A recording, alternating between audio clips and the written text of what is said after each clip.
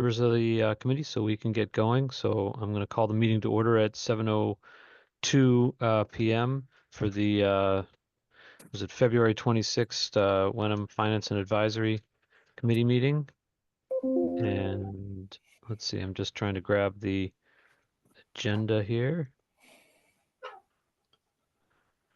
All right, so looking at the agenda, the first thing we have on the list, well, this is a really long agenda here, guys, is a public comment. I'm not sure, Lizzie being the only member of the public on the call. Lizzie, I'm happy to hear any comments you might have right now, or if you raise your hand during the meeting, we can catch up with you on any particular topic later in the meeting. All right. Not seeing any comment from her, then we'll move on to the next topic, which is the Cutler School building project. Let's see, Jeff, can I did watch the both the town select board meeting and the FinCom meeting from last week while I was away. So I feel like I have some things on there, some idea of what we did while I was gone. But the only thing that comes to mind for me is on this Cutler School building project is whether or not we're ready to issue the slide deck that we've been kind of batting around for the last month or two. Is there something else related to the school building project that we need to address, Jeff, that I missed out on? The only thing I would say is they sent out a revised amortization schedule of the debt on Friday afternoon. And so I had updated the tax rate page to reflect that, but it was a very immaterial change overall. So it doesn't really impact, anything. I think some of the payments changed a few dollars a year, but that was it. But I just wanted to make sure we were updated to have the most, up-to-date information we had from the district. So that's all I have. The group saw the updated layout of that page last week. Jared had made some suggestions, and we made an update for that. And I think the group thought it looked all right. So I don't know. There's a lot to discuss there, other than the like you say, finalizing the whole deck. Well, I can throw the latest deck up on the screen here. Jeff sent me the version he has, and the only thing I note on it is that it doesn't have is that the sensitivity analysis need to be adjusted in a few places. These three slides, 16, 18, and 19. But besides that, I think it was seemed to me to be ready to go. I spent 30 minutes looking at it and then starting to update these sensitivity boxes, but there are a few here that I've yet to go over. I was wondering if the members of the committee could maybe talk about their comfort level with this deck, and what they would need to do to be ready to kind of call it good by the committee. This is Jared. I'm good to go with it. Okay. Yeah, but I'm good to go once the sensitivity analysis is updated. But otherwise, I'm happy with it. Cheers. Dano, Bob? It's okay. Okay. I think it's a great piece of work. All right, great. Okay, so then what I'll do, Jeff, is I will update these sensitivity boxes and get it out to you by hopefully either late tonight or tomorrow morning. I can perhaps you could distribute it to the group. Either we could distribute to the group and have you guys kind of send a note via email that you saw it and approved, or I'd be happy we could take a motion now and say that contingent on the updated sensitivity boxes, we could call this done. You guys have a preference? Do we have to take a motion, or can we just carry on? We already voted about our recommendation. This is just a kind of an administrative to do, right? To get it published. Yeah, I mean, I think, if, I mean, it sounds like we just did a roll call, everybody's okay with it, other than these sensitivity analysis, so, if Finn wants to make those final changes, I can, distribute, the final copy to the group, and also Finn probably makes sense to, distribute to Steve, and he can send to the select board as well for their, input. Okay, sounds like a plan to me. Not to belabor the point, but do we care about the select board input? Like, are we just gonna publish it as is, or? Yeah, I guess more of a courtesy to send it, Yeah. they've been following and they're aware of it or whatever. So it's, I mean, it's your document. So I guess I shouldn't have said it in a way that they were gonna, give you feedback to make changes. More so to just pass it to Steve, who could get it out to them. So as residents start to see it, they've seen it ahead of time as well. So they're aware of it. Yeah, that makes sense. And yeah, still, I know Steve just launched the new website, but obviously if we can get that published somewhere, or, I'll go into the muck of Facebook and post it if somebody wants me to or something, just to get it as widely disseminated as possible, because it's a nice piece of work Finn did. So. Yeah, we might take you up on that. We'd get it on the new website where we have a section for financial budget documents that I think I'd create a new, sort of bucket on there that is Cutler School analysis and put that there. But then I might ask Steve what his preference is on how we get it out on sort of normal social media channels. And I'm not a social media user, so if you're able to send it out, David, that might be a good option for us as well. But I might be in contact with you depending on how Steve wants to approach that. Yeah, so that Hey, sounds since good, Jeff. we're- And Oh, I was gonna say, since we're on this agenda item, can I just say something real quick on this topic? And I feel like I want to say this because we've worked together for 6, 9 months, and there's some level of professional respect and trust and whatnot among the folks here on the team. And so I wanted to just clear the air that the article that got published in the Hamilton Wenham News was 100% independent of my initiative. They actually reached out to me and said, "Hey, do you want to say something about your comments during the finance committee meeting?" And I said, "No, I don't really want to say anything beyond whatever I've shared with the committee." And maybe that was me being a neophyte. I guess that was them asking for me to help craft the story. Instead, I said no. And so they crafted the story however they wanted to craft the story. And that's what they published. I just wanted you guys to know I wasn't trying to go out of I my thought way it to was a make a great political article. statement. It wasn't a bad article, yeah. I mean, I may say something at the town meeting as an independent citizen, independent of the finance committee on stuff I have opinions about or whatever, but I wasn't trying to get in the newspaper.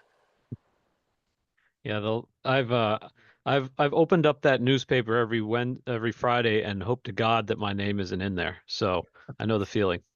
Yeah, I got all kinds of text messages, which was surprisingly from super conservative and super liberal folks, all of whom were appreciative. So I guess that's positive. Dialogue is good. For what it's worth, I'll share. I had a conversation with Superintendent Tracy, and he said he never got a call to make no comment. So that the line there that said he had no comment apparently is not correct. I heard the same thing from him as well. I sent him a note about the cost per student information that we saw on the DESE website, and he happened to mention that same comment as well, or lack of comment. Right. What was I going to say? Jeff, the other thing that I could think of related to this deck is that if the select board members individually are interested in having a conversation to make sure they understand it, I'm happy to hop on a call with them. It's a matter of, to me, of like, do I have to do it individually with each one, or so that it doesn't turn out to be an impromptu select board meeting? Whatever the right method is. So. And so we will be having a meeting with them next week. It's the final meeting before we essentially are starting to wrap things up here. So I'm sure they'd appreciate the offer to talk one-on-one, but it may be that we're able to give a high level overview of the whole report to them at that point in time. Okay, understood. All right. Any other discussion of this agenda item? School board, school building? All right, not hearing any, we can move on to the next one, the operating budget. Jeff, what do you have for us? All right, so I'm going to steal the screen back from you. And all right, so I think I did send out a new version of the spreadsheet last week that had a few tweaks and a little more information for you folks. And we have updated it to Finn. You said you watched the meeting, so you heard that the FinCom did vote. The 4 members that were here voted for this idea to use $350,000 or so of free cash to pay off our outstanding short-term debt when those short-term bans come due in May, which does a couple of things. It will eliminate future debt payments from the budget. So it will knock $150,000 out of the FY26 budget and will save the town roughly $35,000 or so in future interest payments. So that's when we're looking at the screen here. We were just barely under the levy limit previously. Now, we're closer to $100,000 under the levy limit due to that, the debt rolling off for FY26. So that sort of served 2 purposes. The other thing I'd say before we start here is, as you know, we had a meeting, an executive session meeting with the select board several months ago now, sort of at the start of budget season to talk about the challenges ahead, mainly due with union contract negotiations that were coming up, and that given what we were seeing, with schools in the area and other police departments and on those type of things, we felt there was a need to sort of stretch the FinCom's original request to have the budget come in at a 1.25 or 1.27% increase to account for the fact that we would likely have to stretch to do something in the neighborhood of, say, 12% increases for the unions over 3 years. And we did just tentatively agree with all 3 unions within the last week. We wrapped up the last 2. They're not completely signed off on yet, and so we can't really release all the details. But I mean, I guess the good news would be that generally speaking, we came in under the 12% across the board. One of them might have been right at 12% over 3 years. But relatively speaking, compared to a lot of our surrounding towns and school districts and things like that, we were pretty happy with that. We were able to not have any kind of labor stoppage or anything like that, and sort of continue on. So that was sort of good news. And based on my rough calculations, I think the reserve I've been carrying is going to be enough to account for the FY26 increases, some of which were sort of front end loaded. So maybe a higher COLA in year 1, and a lower COLA in year 2, that type of thing. But the last few weeks I've been worried that, geez, do we have enough, reserve and that type of thing. And so feeling just a little more comfortable today, knowing, that we have some final perspective on these union contracts moving forward for the next few years. Can you remind me, please, Jeff, the way that you had been handling this negotiation was that you'd kind of put a plug in one line item, if I recall correctly. Exactly. Are you expecting to have to reshuffle this budget before it's finalized that now allocates the more accurate number into each department? I don't think we will, because until we have, the final exact signed contracts and everything, there's probably not enough time before we go to print to make all of those changes. So what typically would happen is that the one thing that's unique to the union contracts is typically the general thought under Mass General Law is communities approve the contracts at town meeting, and especially are approving the funding of the first year of the new union contracts.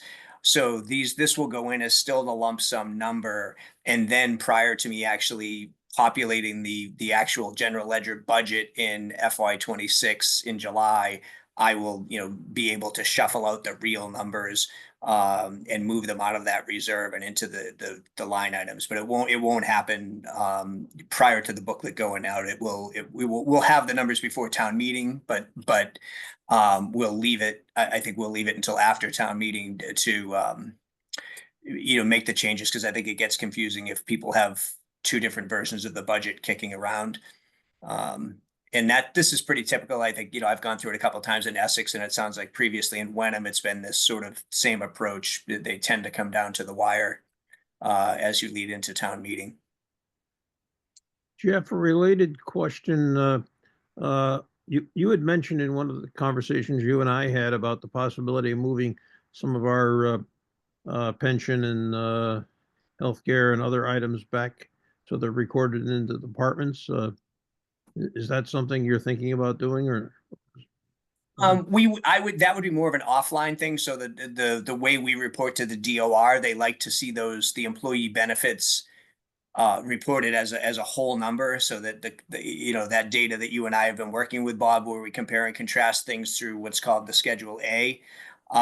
That's how we would still report it at a high level. But I think there's some value, especially you and I, as we move forward, to look at departments, fully loaded, so that you understand the police department costs this, including pensions, benefits, things like that, because it does sort of get lost in the wash that, you might say your police department budget is whatever, $1.5 million, but the reality is when you add all of the extra, the sort of employee benefit costs into that, it's certainly much more than that.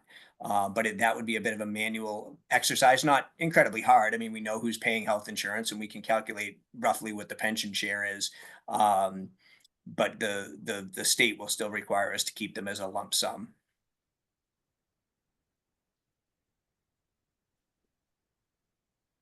Okay, and so the final question I had here is, the favorability versus your estimate that you are kind of sensing is likely to occur, as these last contracts get signed, that is not reflected in this $96,000 favorability. Is that correct? No, so there's I think that we could have, because remember, there's the 3 union contracts, but there's also at this point the non-union employees have not. There's no COLA built in for them as well, so that's part of the same sort of reserve as having some COLA in there. So now that the union contracts are largely settled, Steve will have to work with the select board to figure out what they want to do for the non-union employees. And I will have to say to Steve, I think I have probably X remaining after the contracts, but I also want to have, something in the neighborhood of 20 to 30, maybe $40,000 left for other, we always have some amount of salary reserve because things happen. People leave and take other jobs, and you have to hire a new, person in a department, and you might have to shell out some extra money to bring the next person in. So we'll want to keep some of that, but my hope is there's maybe $20,000 to $40,000 of play in there, that maybe that $96,000 number is closer to $110,000 or $115,000 under the levy limit once we really settle all that stuff. Okay, understood. And there is, I will point out, the one big contract that is out there is that Steve, the town administrator, his 3-year contract is up. He'll be due for a new contract starting on July 1. Steve is probably the second lowest paid town administrator in the area.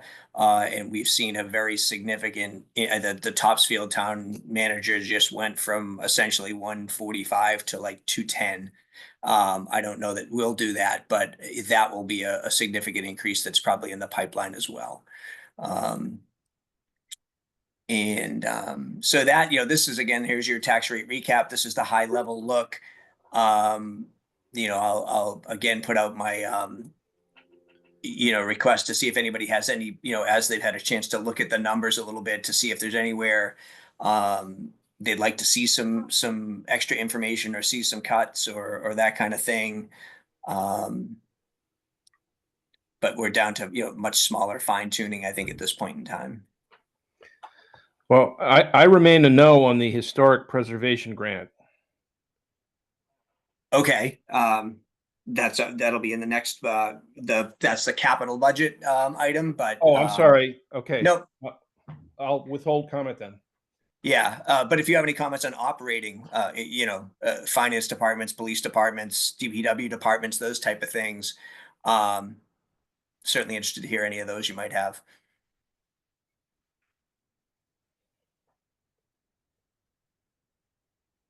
I mean, I asked this last time, Jeff, when we were on the call about us being down to the wire. Really, we have this meeting and the next meeting with the select board, right? And we need to have made our recommendations by the time of the meeting with select board. So pretty much we have to make them tonight. So we can't Yeah, really, I mean, it's not really time to whatever ask for more changes. info. Yeah, well, I mean, I might be able to do some stuff in real time tonight, and then certainly I can turn any request you have around, tomorrow, as quickly as we can to get you whatever you might want to see. But then wouldn't we have to, then we'd have to vote by email between now and the select No, board? you could make, I mean, I could certainly, be making some adjustments and be ready to make a final recommendation when we meet with the select board. You wouldn't have to necessarily have a vote before you met with them. I see. Okay.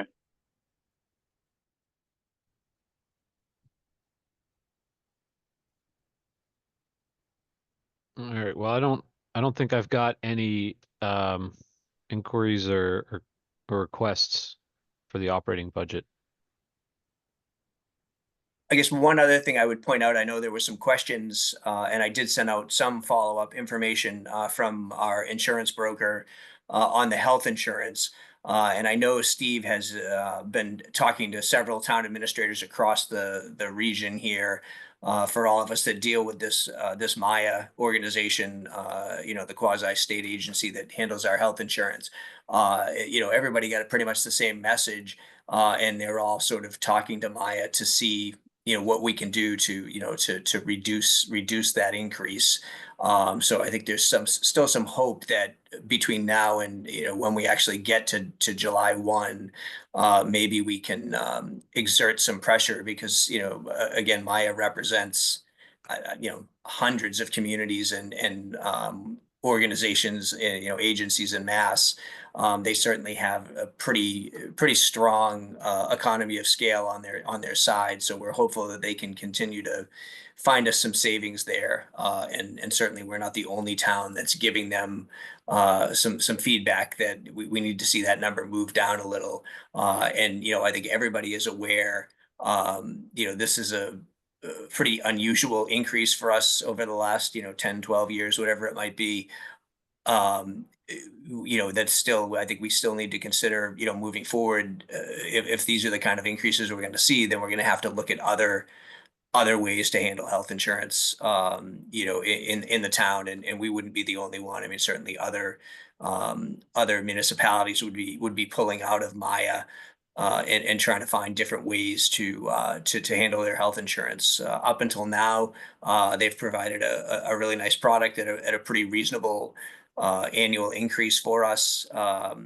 And maybe this was just a change that had to come after years and years of trying to keep the annual increase low.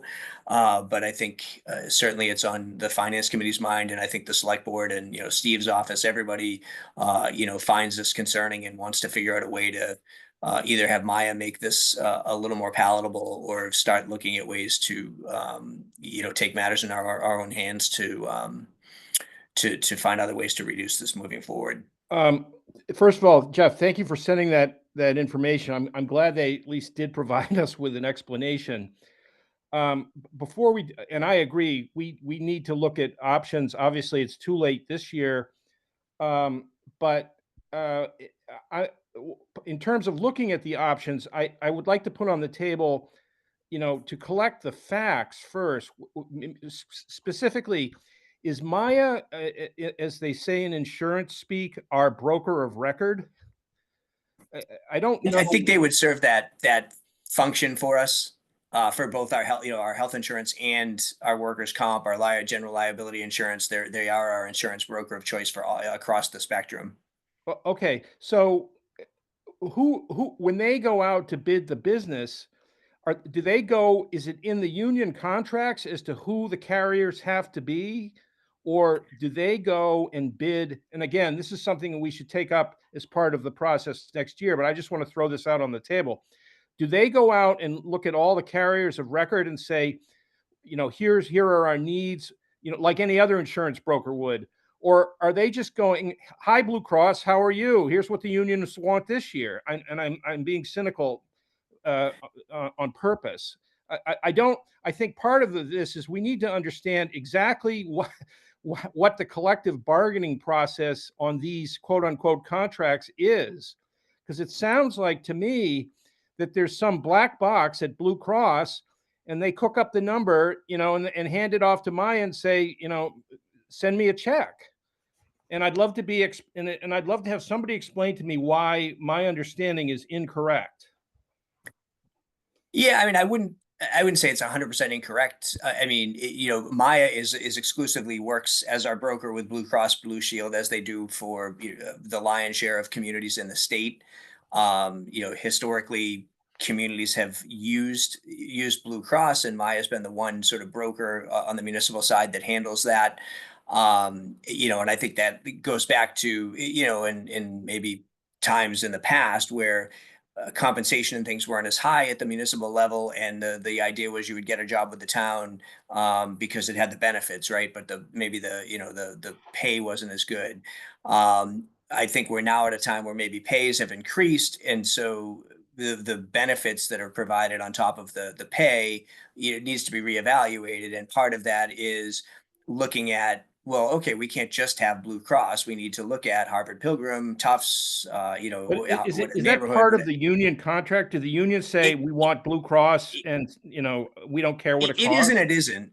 So I mean, the health insurance is in the contracts, but we also have the GIC, which is you've talked about like PERAC for the pension management. Yeah. Well, the GIC is the state's insurance manager. They also, I think, manage like the Mass Connector type plans and things like that too. So we have the ability under Mass state law, going back probably now 7 or 10 years, to invoke using the GIC, switching to the GIC, and that we are now allowed to do that. Outside sort of the contracts can't prevent us from doing that. And typically what you see happen is when you go to the unions and you say, well, we're thinking of leaving Maya, we're thinking of leaving Blue Cross Blue Shield because the costs have become sort of untenable, and moving to the GIC, that can offer you some leverage where suddenly they say, whoa, wait a minute, we like the Blue Cross plans, we'd like to stay with the Blue Cross plans. What do we need to do to continue that? And then that's when you start to have discussions around, well, I mean, if you were willing to go from 75-25 to 70-30 on the split, we might be more inclined to not go to the GIC, or perhaps you talk with them and they say whatever, change the plan, higher deductibles, whatever. Can we have that conversation now? Like, when is the renewal? The renewal happens late in the year, right? So it doesn't follow our budget cycle necessarily. No, the renewal is for July 1, so we're right in the renewal now. And I think for this year, because we were in sort of difficult negotiations as it was, and frankly, we didn't know about the high increase until like very, very late in the game. I think it sort of would have complicated trying to get the rest of it done. But it doesn't prohibit us from in year 2, having this discussion about using the GIC as a way to address that. How we I'm approach hearing healthcare. there's 2 options, GIC or Blue Cross. I'm not hearing. I mean, the standard commercial thing is you have a broker who goes out and looks at a variety of providers for your needs, and I'm not hearing that that's what's available. Well, the GIC does, because the GIC has, I don't know how many. I mean, they have several Blue Cross, or not Blue Cross, several Tufts, several Harvard Pilgrim, several neighborhood healthcare with different levels, different deductibles. There's, I mean, Maya is Blue Cross, that's all Maya is. There are different plans within Maya, and, and you can customize the plan a little bit to what you need. But no, switching to the GIC is where you open up the world of possibilities between who your providers are going to be and how those plans are going to be structured. You certainly could go out and do what, like you say, a company would do, and get a broker and really go out and get a super customized plan. But I think the GIC they have far more options available that allow you to do that in a model where you're still benefiting from the economies of scale of the So they do GIC. operate it like a traditional broker in terms of providing a range of options. Yeah, But Jared, I think the problem is, like you said last week, if I remember correctly, you used the word cabal, and I think Massachusetts healthcare insurance structure is corrupt and colluded, whatever. They collude, and it's a cabal, and I don't. Well, That sounds all great. Like, we should shop around, but I'm cynical and don't think it'll help us a whole lot. But I do think the threat of switching from Blue Cross is a great idea. so right, Dana, well, when I you think- say Standpoint. I mean, Wait, as I said last week, it's totally unacceptable. They know what our budget cycle is. They know what the town's budget cycles are, and it's totally unacceptable to flip a rate increase over the transom. You can tell the guy at Maya that I told him that he's working himself out of a job. It's totally unacceptable to flip that kind of rate increase over the transom at this time in the budget cycle. It's outrageous. So, Dano, you may be right, but I think we as a committee owe it to the town to basically once this year is over, fool me once, okay, is to reach out to the GIC and see what our options are. Yeah, totally and I agree. think, Well, I think that's, I mean, So sorry, but like just to ask the question, if people are kind of feeling that way, like why not just like essentially hold off on voting on that one item of the budget for now? Like put some pressure for this year. Like, yes, there's a lot of stuff going to the school, but there's always a lot of things happening across the town. Like there's always a reason to delay till next year. I think it's a great idea, Dave, but I don't think as a practical matter, we have the time to, retain a broker and find an insurance contract that meets the union contract's needs. I mean, I could be wrong. Yeah, I have no idea. It's just kind of an idea to force the select board also to think more seriously about this. yeah, and I think, Dave, the only other thing I would say is we're already we've not increased that budget as much as we probably need to in terms of the increase that we're looking at. So we're already underfunding that budget by probably like $100,000 over where it could have been, just as a way to slow down the free cash growth and things like that. So whether we have a contract with the GIC or Maya, I probably wouldn't reduce that health insurance budget too much more, just because I'd be worried about not having enough money in the budget for people, coming onto the plan or that type of thing. Okay.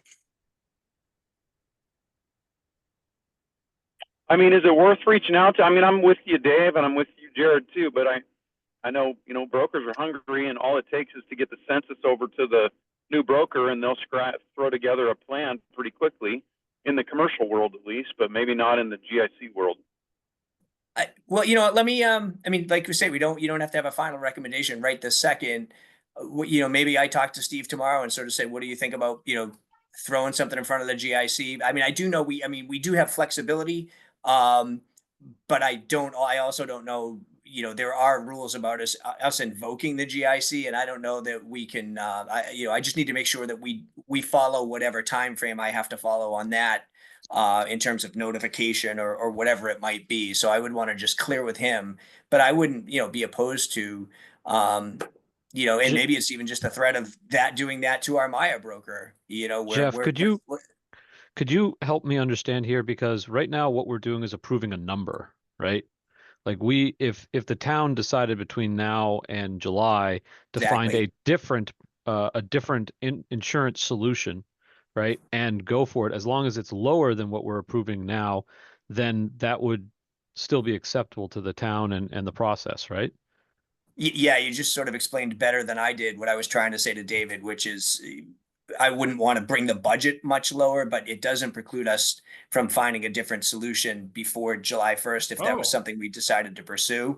So yeah, you as a finance committee, if you were to approve the health insurance line item, you're not necessarily signing up for, the GIC or Maya or whatever it is. You're just saying we're going to have X dollars in the health insurance budget for FY26. And if we implemented something that saved us some money, that might in fact, mean, that we're returning $100,000 of extra, expense revenue because we went to a lower plan or something like that. Yeah, I'm purely thinking about it from a perspective of like some mechanism to force like a real look into this. And like, I believe that like you, Steve, kind of the rest of the team is trying as hard as they can on this, but just, it's a forcing mechanism is kind of my thought process on this versus anything else. Yeah, and I don't disagree with that. I think that makes sense. Well, that sounds like a good solution. I did, the way Finn explained it. Yeah, it was perfect. All right, so then I guess the question is, I'm kind of hesitant to hold up, any sort of overall motion to approve a budget for this. I hear what you're saying, Dave, about trying to force it. But I feel like we'd have 7 days of forcing, of attempting to force, and then in 7 days we'd have to vote for it anyways. And I'm not sure that we would actually see anything happen in 7 days on this.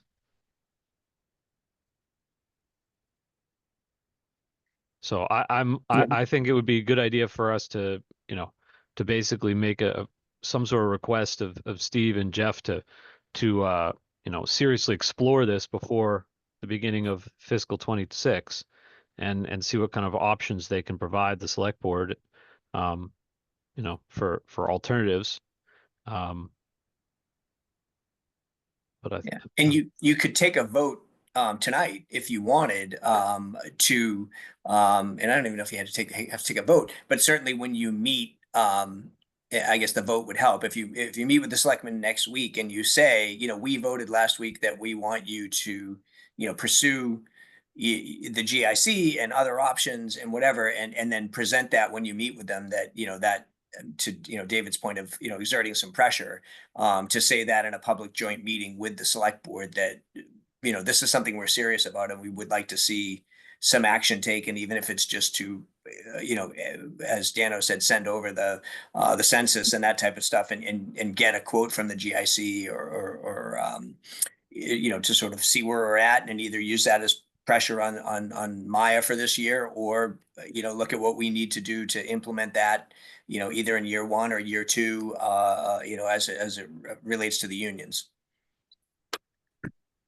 if you came up with language, on the screen here or something like that, to that effect, Jeff, I would be happy to vote for a motion like that.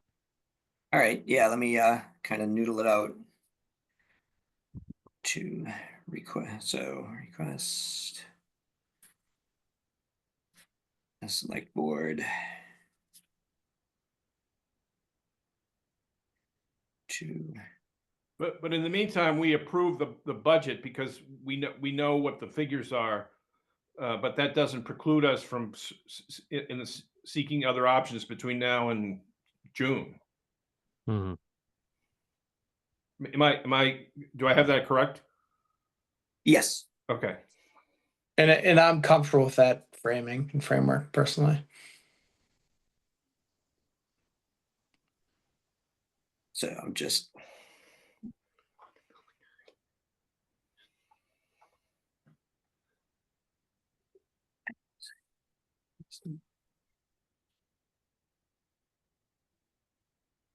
Other.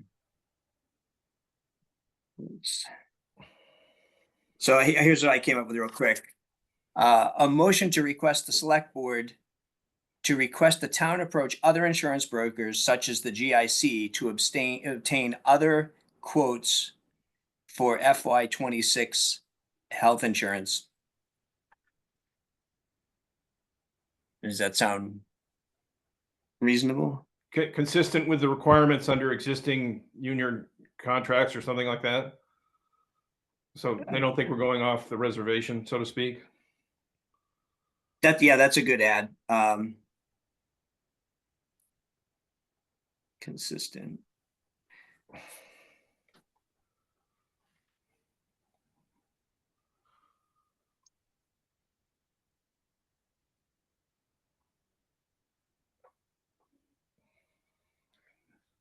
existing plans. Okay, so to request the select board to approach other insurance brokers such as GIC to obtain other quotes for FY26 health insurance consistent with the parameters of existing plans.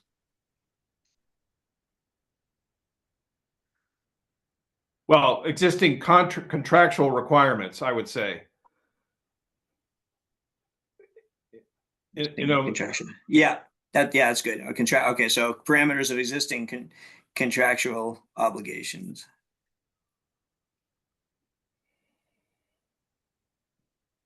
So request the select board to approach other insurance brokers such as the GIC to obtain other quotes for FY26 health insurance consistent with the parameters of plans under current contractual obligations.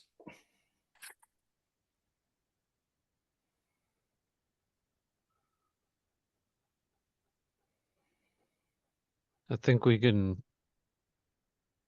go forward with that vote if anybody wants to officially make that motion. I'll make the motion. Dave's Second. got the sounds like Jared's giving the second. So any discussion? Not hearing any, we'll go to a vote. Finn Sprague will vote aye. Dave Aye. Doggett. Bye-bye. NOI. Dan aye. So I think I heard 5 ayes. So that means none against and no abstentions.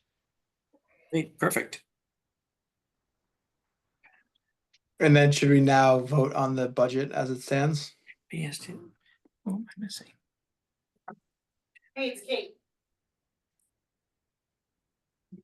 We need to Um, talk about what we're doing with any other money besides the 350 that we're using to pay down debt. Are we doing anything else on those other items in the book, Jeff, that we need to talk about before we approve the budget as is? Nothing, Isn't none that- of those other things have implications for the budget, right? Those are separate. Isn't that No, capital? I mean- Are we doing operating right now? What's that? Wouldn't that be capital, not operating? Well, I'm talking about like OPEB or Ah. other things. If we have to address those, it's independent of the budget, I guess. Yeah, but I think it's kind of intertwined, Dano. So, we're already making $110,000 contribution to OPEB as part of the annual budget itself. If you look at what's up on the screen right now with the big contribution to pay down the debt, as it stands right now, we still have about 455,000 remaining of free cash. So we could certainly do some other things. That number, although that includes all of the capital right now. So if we, I heard one vote against using 50,000 for the historic study.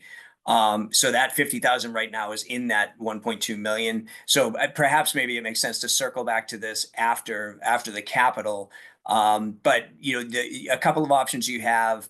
The only option you have that would sort of impact the budget itself in terms of free cash. I mean, you could always make a vote to essentially reduce the tax rate using free cash. So and Wenham has certainly done this historically at times.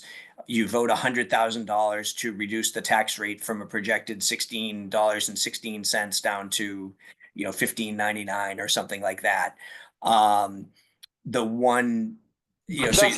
hasn't really been on the table for our discussions to date, so I don't think we should put that on the table. So maybe I just sent us down a rabbit trail, Dave. And I think what you just said, Jeff, to me says beyond that example you just gave, we're not gonna change the operating budget based on whatever we decide about free cash. So unless we plan on paying down, like you said, which I don't think we've ever talked about doing that. So I'd be open to voting on the operating budget and getting it off the table, getting it off our list if we wanted to. Okay. All right. So we could, if everybody's at a place where they're, comfortable, we could do that. Then we could move on to capital. I know Bob reached out to me. He had some thoughts on free cash moving forward on some things we could do with that relative to maybe starting to hold money aside in the event the Cutler project passes, to essentially supplement some of the higher payments in earlier years, when we're doing, if we do in fact do a level principal structure, we could set aside some money to help, mute those high costs in the early years. So that's just something to be on the radar. But yeah, if you'd like to vote on the budget itself, move to capital, and then I think we could move to a discussion on free cash uses, because depending on how you vote on the HVAC and the HDC, we may in fact have quite a bit more money to be discussing. Jeff, is there official language on this motion that we have to take care?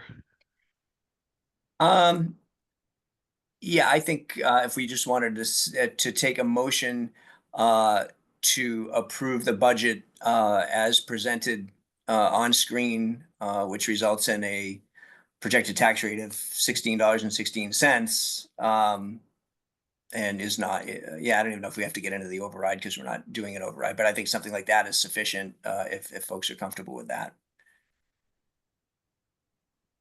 I am. So moved. Right. Second. All right, so we've got Dano as making the motion, David second it. Any discussion before we move to a vote? Not hearing any, then we can move to a vote. Aye. Goes Jared, aye. Bob, aye. David, I. Dan, Finn, aye. Okay. All right. So again, I heard 5 ayes, no nays or abstentions. All right. So we Okay, so can that moves us take a through look that. at capital. Yeah, that moves us to that. And then, and so capital, Finn, again, you watched, so you saw, but essentially we've got through everything except this study for $50,000 for the historic district, and then the $500,000 that is contingent upon the grant that we've applied for from the Green Community Agency for the HVAC system here in Town Hall. So, if you were to approve the HVAC, the $500,000 for the HVAC, if we get the grant, which, we're still hoping, we called again today, we're still waiting to get a definitive answer there. But if any time between now and town meeting, we get the $500,000 grant, when we read the capital at town meeting, we would just pull that right out of the mix. And I suppose if you were to vote to approve it, we could also, and we wouldn't necessarily have to do it tonight, but at some point we could take a vote ahead of town meeting to say, if we do in fact get the $500,000, we would like to do, something different with that 500,000. We'd like to put it towards stabilization or OPEB or pay down the tax rate, whatever it might be. But we should have plenty of lead time between town meeting and when we do get that answer. So I know. Could you change your screen over to the list? Because I recall that list of capital items or capital budgeting, right? And there was, as you said, the big one, $500,000, and then also the where is the historic preservation one? Is 50 grand, right? So that's on row 16.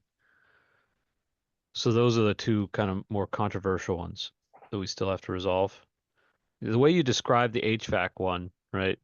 So if we get that grant and we do nothing, right? We don't try to propose something new to use that 500,000 between now and April. It would just run through free cash. We would have an additional $500,000 of free cash to deal with in the subsequent budget year. Would that take us out of the free cash percentage kind of policy guidance that we've dealt with? Yeah, this it past fall? would, for sure, it would take us out. I think that there's still, because I know you and I have talked about this a little bit, about this, kind of concern around these tolerance levels, because if you're outside, what do you do? I do think there's some, in addition to this idea Bob's come up with, there is also one of the reasons I wouldn't mind carrying a little bit extra free cash is that we are going to settle this trash contract for July 1, 2026. And we are expecting a pretty significant increase in that cost for trash pickup and also trash disposal. So it might be helpful. I think I floated the idea last week of, we've heard that it could be anywhere from, say 20% to 60% increase that we see because we've been on a 10-year contract. So all of the, there's been a significant change in the refuse business in the last 10 years. So as people come off these 10-year contracts, they're getting sort of beat up when they roll into the new ones. That being said, when we Just like did this, healthcare. It's another yeah. monopoly. Well, yeah, and I tell you what, Dano, we've been in a few of these meetings, talking to folks, and and that's very sort of very clear. There's really only a few people to deal with on this. But I can say that when we just went through this in Essex just before I left to come here, and while it wasn't great, the increase was not nearly as bad as we had been planning for. But there could be a case made to hold a little bit of extra money in free cash so that if we do in fact get a 30% increase, and here in Wenham, just so everyone sort of understands, you have full curbside trash pickup within your tax rate. You're not a town like many communities in the Commonwealth that have trash as a fee-based service, or at least partially a fee-based service. So the desire, out of the gate here is to continue to deliver the same exact service that Wenham residents receive for trash now, and continue to supply that under the tax rate. So it doesn't become, taxes are high and now, you need to hand over, $75 a quarter towards, trash collection or something like that.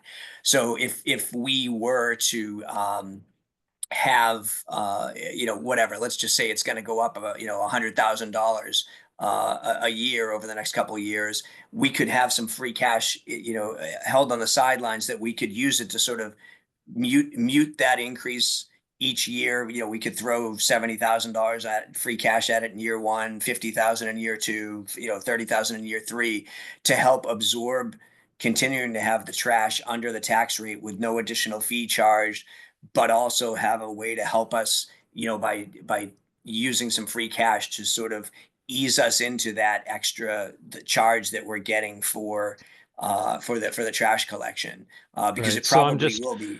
yeah, so I think that possibility and what you've been discussing with Bob about some sort of cushion for the first years of this proposed new school are viable options. I was just trying to figure out whether or not we are going to get ourselves in trouble by not having a plan between now and the um if no one can agree or decide what to do that $500,000. If we can hand wave it away by just saying we recognize we're outside of our target, but we've got things coming up in fiscal 2027, we think it makes sense to go high on the free cash balance for the end of the year, then I think that might be sufficient, and we can just let it go. Yeah, I think it is. I mean, one, you haven't actually formally adopted the policy yet, so so there's that side of it, and then two, yeah, there has to be some wiggle room in there for you're still planning. The only thing you could do is say, well, you could create a trash stabilization fund instead of just leaving it in free cash. So, and then just take it out of the stabilization fund each year over the next 3 or 4 years to kind of mute that extra cost. The only reason it might be preferable to leave it in free cash would be that if for some reason the negotiations went really, really well and the increase wasn't nearly as bad as we thought, now you'd have money locked up in a trash stabilization fund that you'd have to go to town meeting and get a 2/3 vote to get it out of there. So that would be my reasoning for not doing it there. We can't put it in generic stabilization fund and You then could use do money that out of too. that for trash. That has the same 2/3 issue though, right? Yeah, I mean, But we that's like one that. of the We like that because it doesn't allow us to go do stupid stuff with it. right. But But we've if also, it's flexible And enough to Dano, I use like on it. whatever we could use it for, then that would work. Yeah, I prefer Essex developed. I mean, we had like 14 special stabilization funds for all kinds of different things, and it drove me nuts because I had $100,000 tied up in something that I was never going to need. So I would prefer to just put it in stabilization as long as upfront we said to the people, we're making this extra contribution to stabilization this year, but please note, we anticipate needing to take 100 out next year for trash, and then 75 the year after, and 50 the year after that, just to sort of set people's expectation that, we put this in here to lock it up, but at the same time, we told you what our plan was for it. It wasn't just rainy day money for the sake of rainy day money. We did have it earmarked for something in particular. So remember that when we come back and ask for it. Could we also just have earmarks in our policy saying the policy applies to amounts that aren't earmarked for specific purposes? And that way we have them set aside, but we're not locked into having to spend them without it doing anything special.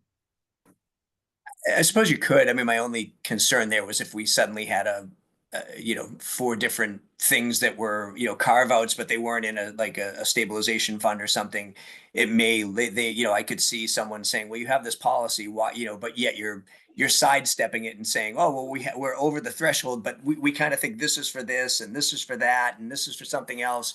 They might say, well, why don't you put that into some kind of stabilization then? I mean, if it was a longer term thing, I think you sort of lock it up in something more. If you thought it was something you were holding on to for a year because you knew you had one big expense next year, I think that might be different.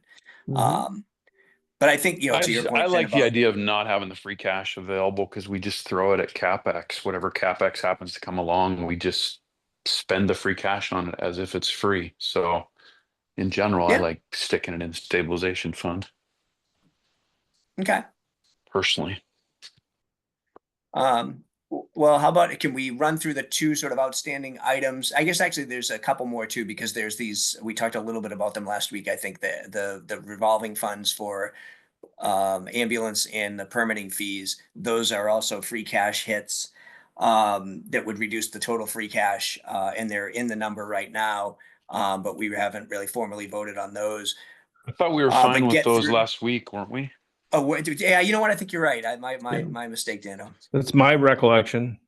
Yeah, no, you're right. As soon as you said it, it sort of jogged my memory. Okay, so yeah, I mean, if we can just talk through these last 2, then we can have a bigger discussion about that free cash. And Dano, if we want, we are still over the 1% threshold. We could lock some of this up into stabilization. I think I had mentioned last week even putting 50,000 in there just as a, sometimes it's nice to just throw a little bit of money into stabilization every year just as a show of good faith. But we've had one person discuss the historic, what did other folks think of that?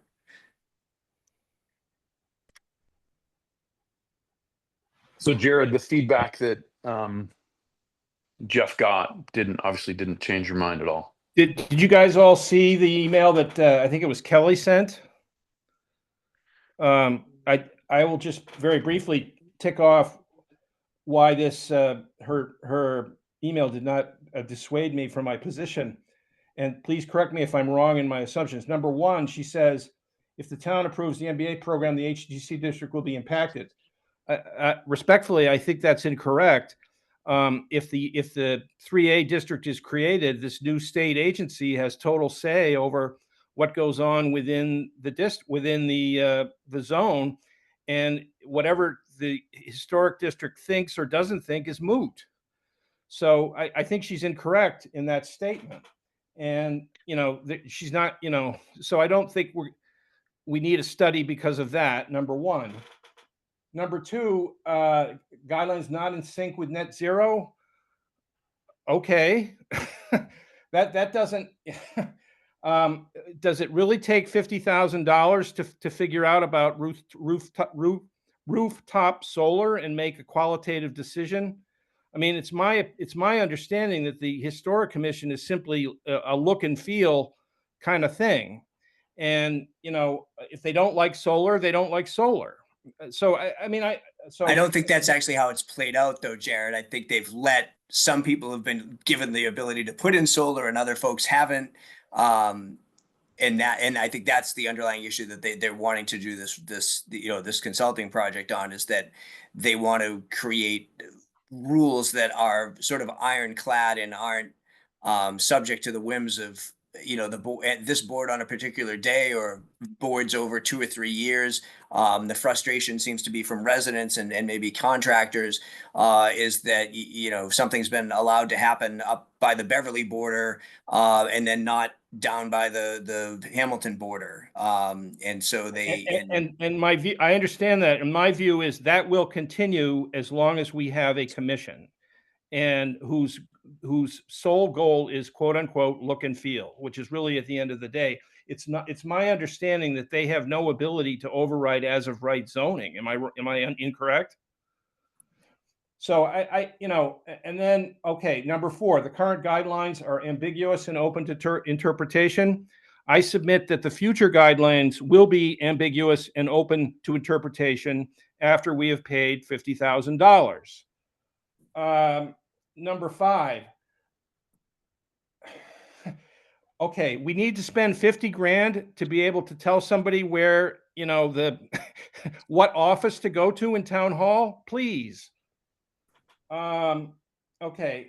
Number 6, I will be happy to write the guidelines if since I am retired, and I realize that people don't have the time, and I get it. Okay. But that's not an excuse to hire your buddy to do a study for 50 grand, which is 80% of which is going to get copied from the last study that they did for Wellesley. So, I mean, come on. I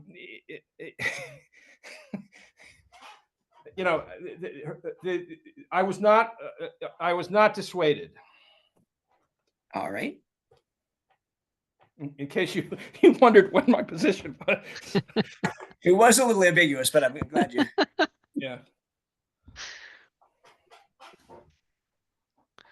Does Yeah, anyone think that having these guidelines might enable us to attract more commercial business into the historic zone and therefore increase the tax base? They I mean, didn't I'm just mention it. biased from a homeowner standpoint, I think, but I don't from a like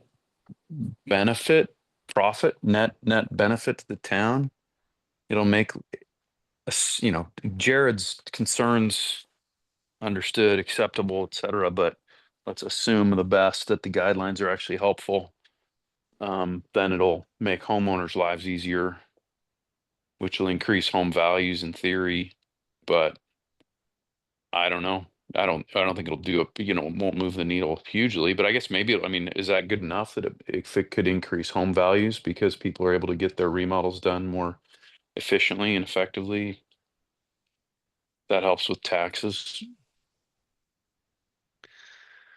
Well, it wasn't one of her 6 commented things, right? That it would actually give a, a $50,000 investment would give us a return financially. Specific to your question about, commercial Yeah, investment. I mean, I don't think she was thinking about that way necessarily, but I don't Well, think I'm it just would do anything thinking that we need commercial. I to mean, increase our commercial is a tax base. function of zoning.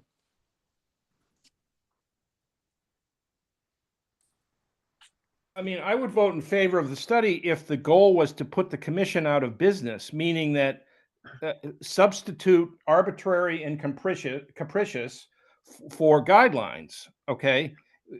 Ergo, the committee no longer needs to exist. But as long as we have this commission, it's all about look and feel, and it's all about, who's on the committee. So. But I mean, I'm with you. I get it, but I gotta believe if we write down some guidelines. And Dana, we're losing you. Yeah, I can't hear you, the Dano. guidelines say it's okay to paint my house pink, but somebody on the commission really likes blue. We're gonna be able to. Oh, sorry. How about now? Can you hear me? Perfect. Yeah.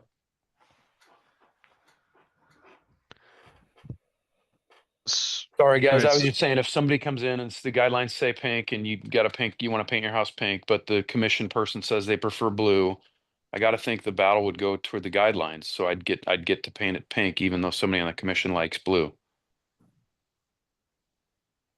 So I do think I mean, the whole point is to put the commission not out of business, but they won't be able to contradict the guidelines. So I guess it'll be a matter of how effective, how clear and how clean the guidelines are. And if it's, yeah, I don't know. And at $50,000 is just to get out the door with a consulting project and write a 10-page report is unfortunately what it costs. Jeff, can you remind me how this went last year? Because I recall that we did not support, the finance committee did not support some particular capital items, and the select board decided they wanted to keep them in. Right. Yeah, there was pushback, particular where the budget software and the website. And so, I think they reached out to Jeff and, kind of asked, sort of pled their case on why it was important to them.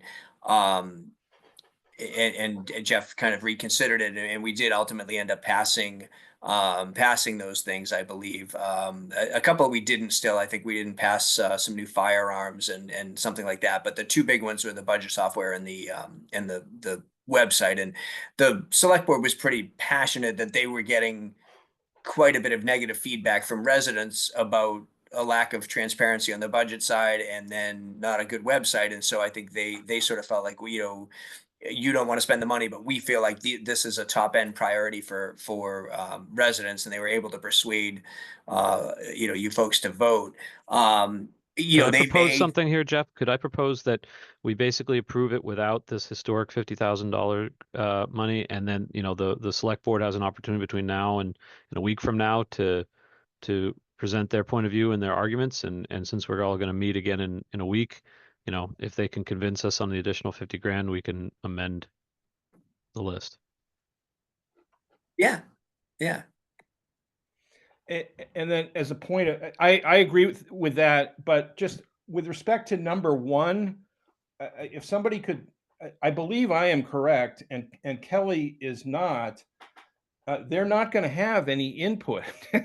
So they need to understand that, I mean, if they don't like 3A, they don't like 3A, but doing a study because you want to make sure that the multi-story apartment buildings look good, it ain't going to happen.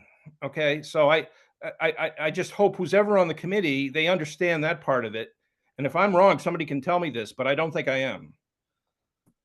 Jared, you're reacting to her thing, not what Steve sent out, right? I'm reacting to Joe sent out, I'm sorry. Joe's memorandum that went out has only 5 bullets. Well, this one has 6. Oh, all right. You're looking at the other one. Sorry. Yeah, I know. I looked at all of them.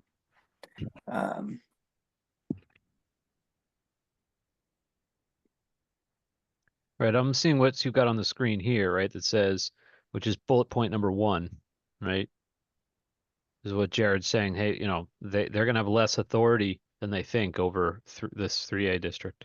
Like no authority. That's what they have to understand. That's the way the legislation is written. Okay, well, I'm ready to propose a motion to approve the capital budget list, as shown on that earlier file, Jeff, with the exception of the 50 grand historic study. I'll second that. We've got Dave as a second. Any discussion before we move to a vote? All right, not hearing any, we can move to a vote. I'll say aye. Finn? Bye-bye. Jared, aye. David, aye. Dan, aye. So I think we've got 5 for that and no abstentions or nay votes.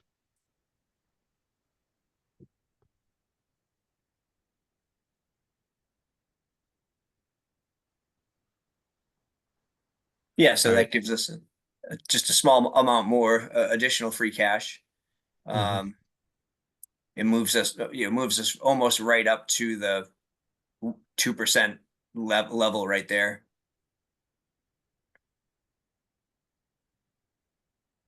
Okay. Any more discussion on this, the capital budget item on the agenda before we move on? And I'm not hearing any. Let me just double check the participants list. We still have just one member of the public. Have not heard from them that they're interested in speaking on anything, so we'll keep moving forward here. All right, so the next item on the agenda is discuss impacts of Cutler project, operating budgets, and capital budgets on future tax bills.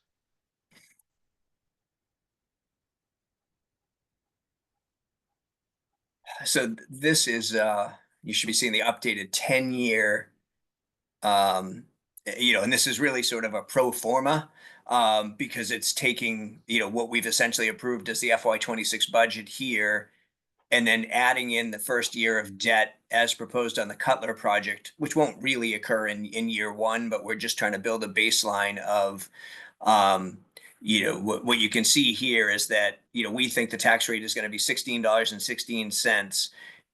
The impact of approving Cutler, if it were to start, making debt payments right now, would drive your tax rate from 16.16 up to 18.34, which is that $2.18 impact for the year one debt service. And then this carries it out. We've gone 10 years. I've gotten some requests from folks to go 20 years. I do think it starts to get a little, to try to project out the town budget for 20 years and account for, some major things that could occur in a 20-year time frame gets a little dicey. But I think getting back to sort of what Dano was talking about early on, I think this gives people a reasonable snapshot of trying to understand, what you're voting for here. Just so I think it's important to show the folks this kind of information, and I think and maybe Dano can weigh in, but I think it does help you understand the ramifications of sort of what you are voting for in terms of this debt. And if we assume that, the town operating budget is going to go up, 2.75%, and the schools are going to go up 3.5%, and some other sort of, inflationary numbers there for state aid and estimated local receipts. I think I caveated, footnoted down below with a whole lot of, this is our best guess, or whatever, but it certainly gives people some reasonable picture of what could happen. And I think what I've generally heard is the committee would like to have this sort of information out there in one form or another. So one thing that you said at the beginning, which I'm hoping to clarify, right? So if the town votes for the new school and they move forward, basically at that point, the school district, having gotten approval from both towns, would start to move forward with the project. And that would mean, I think you said, short-term debt, revolving debt, kind of a line of credit, whatever you might call it, construction loan, would open. They would open. And so they would start spending money, of which, that would not be coming out of operating budgets or due in year one, right? But then, interest payments would become due in year one on that line of credit. And then when they open the doors, let's just pretend that is when they finish the project. I think they actually open the doors, but then still have to tear down the old building. They're supposed to open the doors September 2028. There's still some more work to be done. So we're looking at, into 2029, probably when they finish the project, and the full, $92 million loan is now, fully bonded out, right? And so when you say that in year one, hey, I'm showing that the full, call it $2.5 million, whatever it happens to be, loan payment is due, right? It's going to be an 18.34 tax rate. In my mind, that's kind of overstating it a little bit, right? That a full loan payment won't actually be due in 2027. Well, yeah, that's correct. I think, and certainly I'm open to putting this together in another way. It's always, they could, they do have the ability. I don't think they would in this particular interest rate environment. But I know in the Manchester project, we did lock in debt along the way because debt terms were favorable and we thought debt, rates were rising. So we locked in, the first $30 million or so. So in that example, we really did pay, start paying in like year two. on a good chunk of the debt just because we elected to go to bond it earlier. It's less likely here, but they could do that. But yeah, this is not a perfect sort of representation of how it will really go. But I mean, I guess we could try to build something out that shows the payments starting in year 4. Um, and I guess my thing is I don't want to carry, I would prefer not to carry this out 14, 15, 20 years if possible. And maybe, you know, you're all right with showing, you know, year 4, we start, you know, that instead of this payment here, you know, we really have, you know, that payment starting, you know, we would make these zeros and then, you know, start this where it's supposed to in, you know, 2028 or 2029. And so then you would just see, you know, kind of 16, 16, this would stay low until about here. And then here's where you'd see the spike. That's probably a little bit more accurate. And I'm happy to change it that way if you want to do it. In fact, we could. I'm just trying to think out loud. The more likely is that it won't be a $3 million Cutler debt payment, right, in year 1, but there will still be interest of a smaller amount that would be due that year, right? I'll say Yeah. 10% of that value, right? And then it would be 40% in year 2, 70% in year 3, and then 100% in year 4, something like that. Is Yeah. that more likely of kind of what would actually be due from the residents? It would kind of ramp up between year 1 and year 4, and you could still stop at year 10. And I think that would be fine by me. You don't have to go and try to make this a 20-year forecast, right? But I'm just a little bit concerned that you know, we're overstating what people are likely to have to pay. Shouldn't the Cutler line in here match whatever's in our Cutler presentation?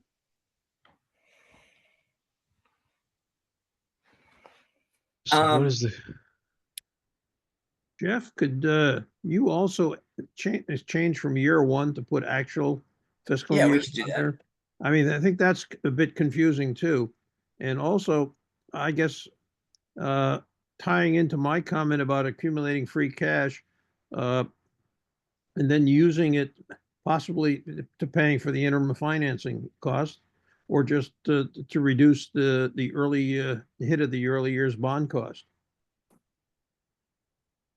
Okay. Yeah.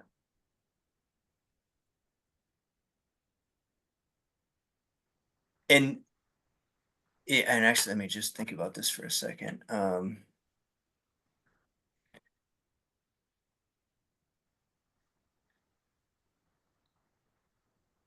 Yeah, and to Dano's point, if we do it this way, it would can you still see that 10-year on the screen? No, only seeing the Excel file right now. But I think I see what you're saying. I think in your the amortization schedule you had on the screen that was in the deck, you said Yeah. in FY28, a particular Yeah, so we amount would of move. interest would be due. Yeah, so we would technically move copy.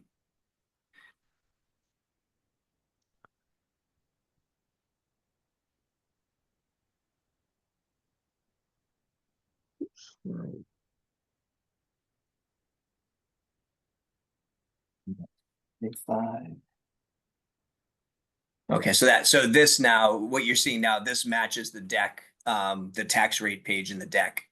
Okay.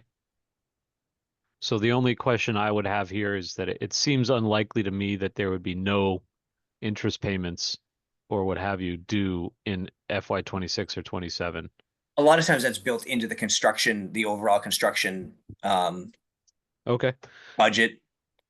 So the interest just gets tacked on into the principal and you go forward from there. Yeah, you just kind of roll and there's a, you know, you just short-term finance it as you go. And, you know, this is going to move pretty quick, right? I mean, if you approve it, you know, I assume they almost start working over the summer on things. And, yeah, by 28, they're in there. So, so yeah, there might be a year where there's some short-term debt, but like I say, typically like in Essex, Manchester Essex, that was rolled into the total construction cost that there was, you know, ban short-term interest as part of the overall cost of getting finished and getting to bond.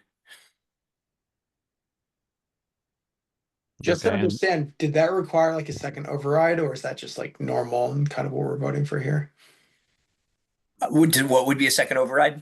Like rolling in that debt, so like the rolling the debt into kind of the new bonding or not? Yeah, so it's you're basically authorizing essentially well, and it's I don't know if any of you actually when you look at the warrant, it's actually scary because the MSBA forces you to write in a way that you're authorizing $142 million of debt, and then you write, that you'll get, $50 million of grant money from the MSBA, and that will be 92. Um, once you authorize the debt under Prop 2.5, the rollovers is that just happens as a normal course of business. You haven't, as long as you don't go over. I mean, you can't all of a sudden say, "Oh God, we need $97 million."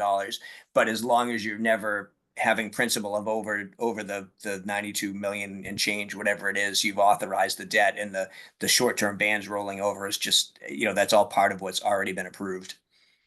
Okay. you just opened up a can of worms there, Jeff, with what you just said, right?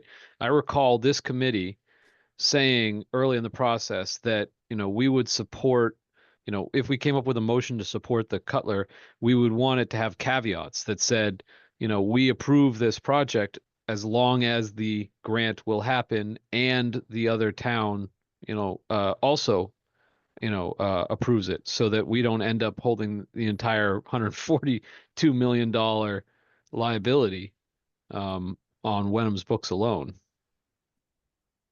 Right. And actually, let me pull that up. I mean, I guess the fact that we're building the school in the other town, I think protects us at least on that side. They're gonna have to approve it, but The select board's going to chain themselves to trees so it doesn't start. I mean, if Wenham approves it and Hamilton doesn't, I feel like the project shouldn't move forward. Yeah, and Yeah, it I can't don't think because you it can't. can. Yeah. Yeah. Yeah, it's just like sort of like the Fields project a couple years ago. If one town voted for it and the other town didn't, it's contingent on both towns approving at both the town annual town meeting and the town ballot. So it has to essentially get through 4 votes to be enacted. And so when we go through bond council, the bond council process and all this, nothing moves forward until bond council says Hamilton approved it, Wenham approved it at the ballot box at the town meeting. It can move forward. If there's any question, and people can contest it, it could be a close vote at Hamilton town meeting. And they ask for a recount or something. I mean, bond council is very leery of anything that has any, potential ability to be turned over, because, of course, once things are moving and the bonds are out there in the marketplace, you can't put it back in the barn, or whatever. But I was trying to pull the warrant up, Finn. Zoning articles, but The other thing you mentioned was that MSBA was requiring a particularly open language in the. Well, I just like, my preference would be that it says, you're approving, $92 million, just straight out. And they just have a very, very particular way of wording it, that they make you lay out that the full project cost, and then the net. but this is standard for MSBA funding. Like, as uncomfortable as it sounds, this is. Are you familiar with this a little bit? No, I'm asking you. Sorry. Oh yeah, no. I mean, I think they send you the language and sort of this is what you if you're applying for a project that's got MSBA funding, this is what they're looking for. So let's see if I can share this now. So we're seeing the Word document on your screen right now. Oh, you can see it now. Okay. Oh, now you've taken it down. Oh, sorry.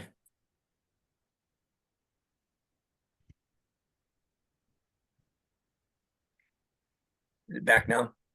Yep.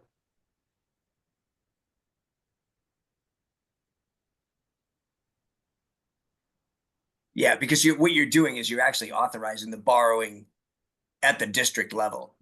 it's not Hamilton and Wenham borrowing their share. It's the district is borrowing the money, and then we, through apportionment, pay our share. But the school pays the debt, not the towns, and they take the debt out, they pay it, and we reimburse them or pay them ahead of time for the cost.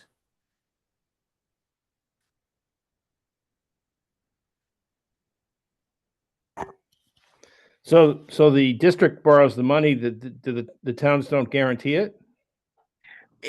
Strangely enough, when we do the S&P and all that stuff on the front end, the school is sort of the primary applicant, and I always found that sort of interesting because the school itself does not, we're sort of the revenue stream. We raise the taxes that drive this, but they're the primary. I mean, granted, our individual S&P ratings and all that go into it, but yeah, they're the primary driver of it. They're the one who gets rated ultimately. All right. So the way I'm reading this is it basically says the town's going to approve a $142 million bond, of which, might be offset by a grant, right? Some amount will be offset by a grant, probably. And that's the uncomfortable part is this is the MSBA language that they send to you, like this is the language for your vote. But I mean, like Manchester Essex had to do something very similar, and I assume every community that does this has to follow this guideline. But yeah, when I saw it come across, it was like, oh, I forgot about this. It's a little uncomfortable. Okay. I suppose I might have to defer to the lawyers on this one. It is uncomfortable. Yeah, and we certainly could ask the select board to Lauren Goldberg, who's our main attorney at KP Law. Just ask her to, if she can't be at the meeting, to maybe send us just a letter that gives us a little bit more certainty around this is how it works, and it gets you are still guaranteed the money for these reasons. Yeah. To I'm give trying to us a think about the comfort level. off ramp for the town is, let's say that it all goes through, it all gets approved, it goes through, and there's some sort of rug pull by the MSBA, right? Like what point are they allowed to pull the rug on us? Like, is there a deadline that they have committed to this grant and they can't pull it back? Yeah, and I would say that we've gone through the process and we're approved, and that they really can't. But at the same time, it's a reimbursable grant program, and so what you do is as you incur inspection expenses that are for the things that they deem reimbursable, and we've talked about a little bit that certain things aren't and certain things are, but the things that are like 52% reimbursable or whatever. You're submitting that along the way, and so to some degree, before you even get to bonding, um, you've already used cash on hand to incur some of your expenses, and then you're able to turn around and submit those to MSBA for reimbursement before you even get to sort of the bonding part of it. Nothing makes me feel better, but I just looked at Hopkinton, Wakefield, and some other town. I'm actually forgetting, and like the language is identical for their town meeting warrants. Yeah. Yeah, I mean, like I said, I think it's pretty standard language. And I sort of, like I say, I sort of remember it from when we built the school in my hometown. And, it kind of hits you a little hard when you see it. But yeah, let's work. We can get Lauren to weigh in a little, and maybe, I mean, I remember Eric saying at some point he had some sort of letter guaranteeing, and I think it was more in reference to sort of like maybe 3A, that 3A wasn't going to somehow impact this project one way or the other. So maybe he can provide that as well. But yeah, to David's point, I think you're seeing it across the board, and I'm not aware of any time that MSBA hasn't come through, and they have the funds come in. I believe the funds are raised through whatever that I think it's a $4 per thousand tax charge when you sell a home. I think those funds, some portion of those funds go into the MSBA sort of kitty to to be handed out, so that, they have, it's not that they're out there looking for, oh, we have to go find the funds. They already have the funds, and through this process of making us go through the, the eligibility process we've gone through over the last couple of years to get here, you're largely locked in. Okay. But this is, So I can kind of we, look at this. I'm looking at the clock, guys, and I'm seeing it's about 8:30. So I think that it would make sense for us to request, Jeff, that we have Lauren on hand for this sort of explanation, or some sort of explanation ready to go either at the select board next week, or and ready also at the open meeting in April. Yeah. Because we Yeah. will have people say, I thought you said it was a $92 million bond. Right. Yeah, so I just made a note to ask either for Lauren to have a memo or to be there in person, and I will also reach out to Eric to see what he has, as some sort of backup to, solidify this a little bit more too.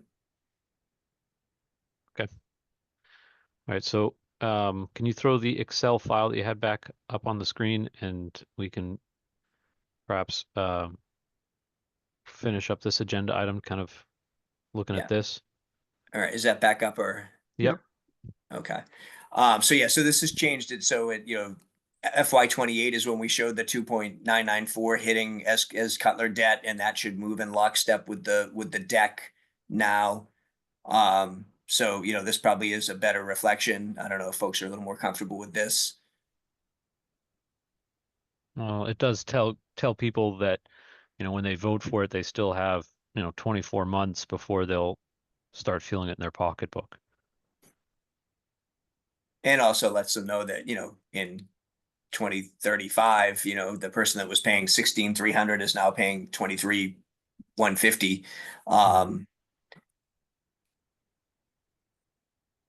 Jeff, I think the tax rate number may be misleading to some people. Because as you're forecasting out quite a while now,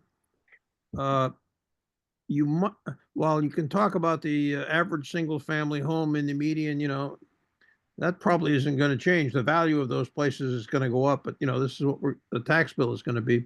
But the tax rate is going to, there's an adjusted tax rate which would reflect the percentage increase in the valuation of properties. I mean, there's probably a historical trend, so there may be a need for another line, because you're not really at 2022.96 when you get out to column L. You're quite a bit below that, because you got 10 years of something like 2-3% inflation in the base. So you may be scaring people away that wouldn't necessarily be scared away. The dollar amounts are okay, but I think you really should adjust what the tax rate would look like with some number of percentage increase in the tax base. Yeah, I mean, I get what you're saying, but I worry that gets a little subjective. I mean, yeah, we could footnote it with, you and I could pull together statistics and trends and things like that. Maybe the thing is to take the tax rate out and just show the dollar amount to give people a sense. But That's what I was going to don't know. suggest. I'm not sure No, how I would much. go along with that. I think the rate jumping, 50% is, Yeah, because I think it's more important to say that the tax rate's going up 2.5% a year. It's just a very quick calculation I'm seeing, like kind of the annualized, which then you say, okay, house maybe does that 2.5 a year, but obviously Yeah. from fiscal year 28 or whatever onward. All right, so So the if you- absolute dollar increase, right, going from 16.7 to 19.4 there in row 32, right? That makes sense. That we can be confident about, right? That's the tax rate, or that's the tax bill. The rate is really, Yeah, I mean the rate. I mean it's imputed. I mean, if someone wanted to somehow try to back into it, they could. But yeah, I mean, I think it does. It's probably more helpful this way. at this point, the only thing you could say that you maybe should correct for, and I'm not recommending it, is that you've got a small amount of increase in the housing base. You know, you gotta. Yeah, I mean, we're building You know, in, that's a you're small getting an number. increase on, you know, we're taking new growth of 150 a year, that you are growing that every year. So, Yeah. I mean, row 36 is going to be the same problem as the row we just hid, right? Because yeah, again assuming assessed value. yeah. And we do try to, yeah, I mean, we try to say here, you know, because, and like when we do when we do this on a year over year, so when we look at FY26 compared to the FY25 is known, we know what the tax rates are, we know what the assessed values are, we know what the medians and averages are. Whenever we do those tax rate recaps and estimate the tax rate, we're always just saying this assumes everything stays level. You know, the assessed values stay level, you know, the averages stay the same, all that. This will change in December. We'll reassess. And that's why almost any year in any place, you know, any tax book I've ever done, you know, you say the tax rate's going to be 1616. But by the time you get to December and set the tax rate, it's really, you know, 1589 because you know, the valuations go up or whatever. But you know, typically everybody shows it in that just static. Hey, if everything stayed the same, here's what you're looking at year over year. And I think that works fine on a 2 year kind of look, but I agree it's more problematic here. On one hand, yeah, like you say, the 100,000 is the same exact problem because it is essentially the tax rate. But at the same time, the 100,000 is helpful because, you know, for the folks who aren't median or the folks who aren't average, you know, they can look and say, well, I'm at about 700,000. So, you know, I'm 7 times 1616 is my tax. So I'm just trying to think of other ways we could, Yeah, like you know, make this I don't usable. think that I don't think there's a perfect way to frame it, but like I think this is as good as we can get in my mind. Just the ability to kind of like triangulate to your own personal situation is helpful. Like I know the school has talked about that. I guess the, you know, the owner's project manager is going to do something like have a calculator available somewhere that all they're going to do is somehow take the assessor rolls from both towns, and you can type in I live at 7 Maple Street, and it would pull out your value and tell you the implication. And that's the other side of this is we don't right now know what that's going to look like. So if we, you know, if we roll this out and suddenly the school rolls something out that's got a calculator that's kicking out something different. I mean, I'm hoping they're going to keep it to the Cutler project is $2.18 on the tax rate in Wenham in year one. So here's your impact. And they're not going to get into 10-year projections and those type of things.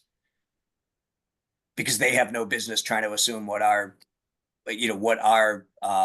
actual town budget is going to be in 10 years. Would it be appropriate now to bring up the suggestion I had about setting aside free cash in the years before we have to start paying it out to help reduce the early year cost? Because we're going to front end load with a level principal. Yeah, and I don't know if this would actually I could probably bring up your email, Bob. But I guess just as a final point, I mean, David just said, you know, this is maybe the best we're going to do. I mean, does anyone else have any thoughts on how to, you know, tweak this a little bit further, or what they sort of want to do with this, I guess, in general?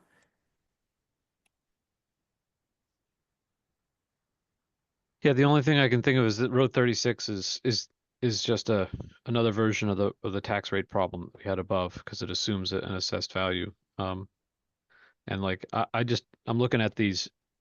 I just took 16, like I took that $16,000 of in row C of you know, average single family home and 23,000 there in column L. I think it's 1, 2, 3, 4, 5, 6, 7, 8, 9, 10. That's, you know, 10 years of forecasting. And if you said, all right, you went from you know, that's a 44% increase, right, in what people are paying. The average single payer is paying, right? And if you try to figure out what you know, what the compound interest rate is to get 42% over 10 years, it's about 4.4, or is it 3.7%, right? So it's basically assuming a 3.7% increase in the average tax bill for a person over these next 10 years. If you got rid of $2,000 from that 23, which is about how much is kind of associated with the Cutler project, you'd be at 21,000, right? Which is a 31%, and that's a 3 point, or sorry, what is that? That's not 3.1. That's 2.75. Call it 2.8. So the compounding, the compound interest rate, it goes from 3.7 down to 2.7, right? So it's like a 1% difference in the compound interest rate, with and without, right? And that to me is the thing that is more. Yeah, so there you go. There's your 30.82 Mhm. versus your 42. And so yes, and then you're saying if you So it's sort of like independent of however the assessed value of property goes, everyone's going to be seeing an average increase of 3.7% every year between now and fiscal 35. okay. My comments in terms of what I was suggesting was to avoid the spike you have between FY 27 and 28. To try to smooth that out a little bit for taxpayers. That was the intent of my suggestion. Are you seeing Bob's thing now with the pay down? Right. So that's level principal. And then what is column E and F? Ah, okay. So this is. It's the difference between level principal and level payment. Mhm. And then that's the cumulative. I was just trying to see if we collected money at $500,000 for 3 years, what could we do? Mhm. So yeah, so you would essentially reduce, instead of having 218, it would only be $1.76 on the tax rate every year for the first 3 years, instead of cascading from 2.18 down to 2.07. So another way of thinking about this is that if we collected an additional $500,000 from the residents, right, in 25 through 27, in anticipation of a large jump, we could ease the spike of fiscal 26. But they would basically start paying for it now instead of in the future. Well, in a way, we're sort of Yeah. doing that already because we keep collecting free cash. Yeah, you're doing it like just naturally through having free cash and setting aside almost like this year we decided to do debt repayment. In future years we'd set aside, we might have enough to do, maybe not the full 500 this year, but certainly if we if the green community grant comes through, we could very easily make a move to put $500,000 away towards this, in stabilization, or just holding it aside, or whatever it might be. So Sure, but yeah, it's just as much as of us saying, well, we just had that grant come through. We don't need this $500,000. We're going to return it to the town, right? And say, here's your $500,000 back, right? And so by not doing that, we're essentially saying, hey, you gave us your money. We're not going to give it back to you. We're going to set it aside in a non-interest bearing account between now and 2028. And you're going to, we'll reduce that first year spike.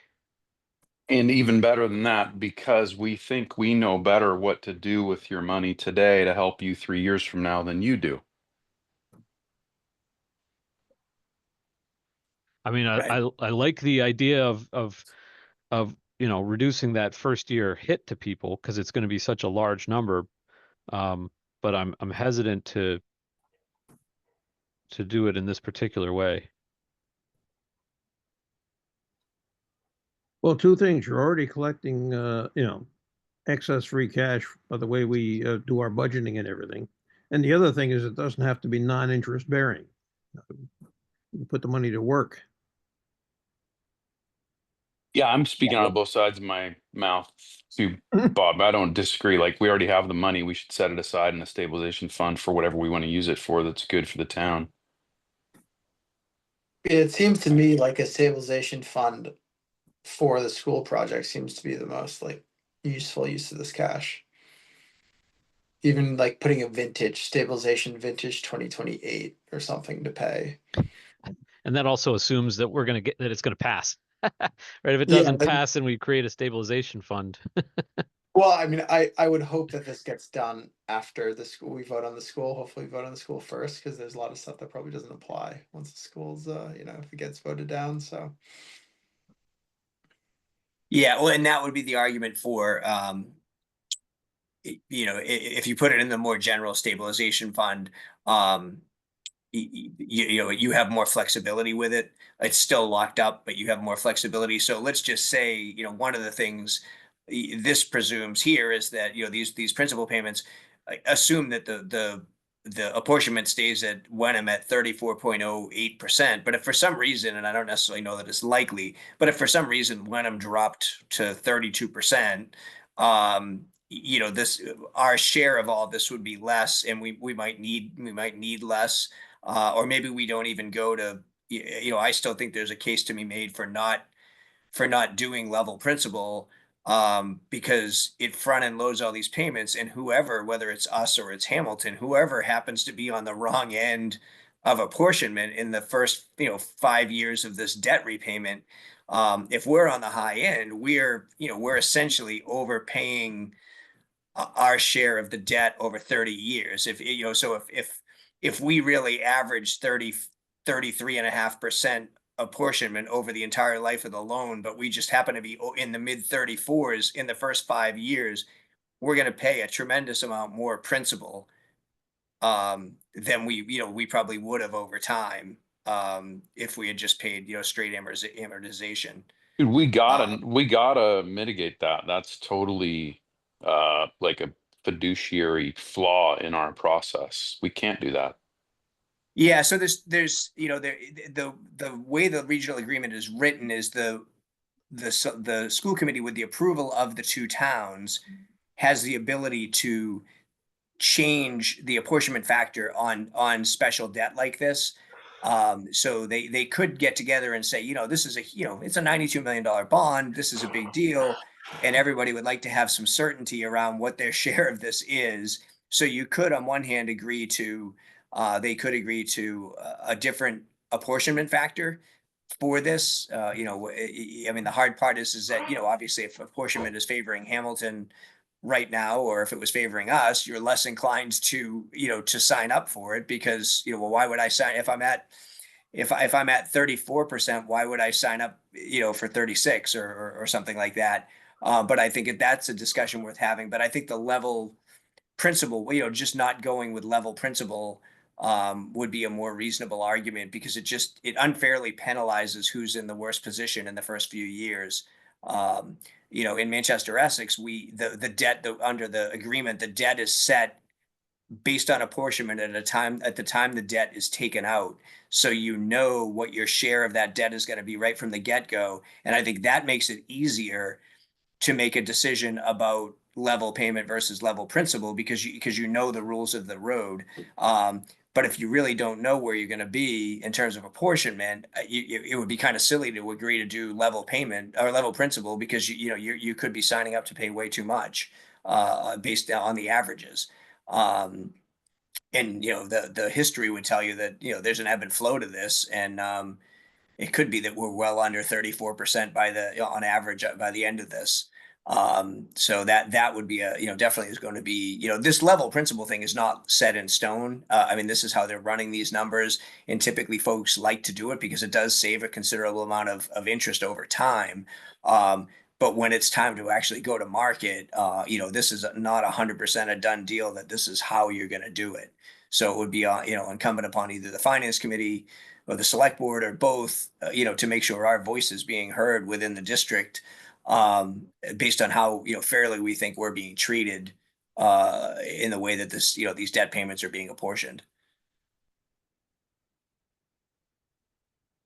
Tangential comment, if you make that change, it's going to affect the slide on the school building project. So just remember that. Yeah, I agree, but I think, I mean, the only thing we can do in the slides is, tie them to whatever you have as it's the only known information we have. At the same time, I mean, the slides say 4.5%, and who knows if that'll be the interest rate when we get there either. Can I just clarify one point? Does free cash actually earn 0 interest and stabilization fund is also 0, or is it? No. So our funds earn, the way that things work.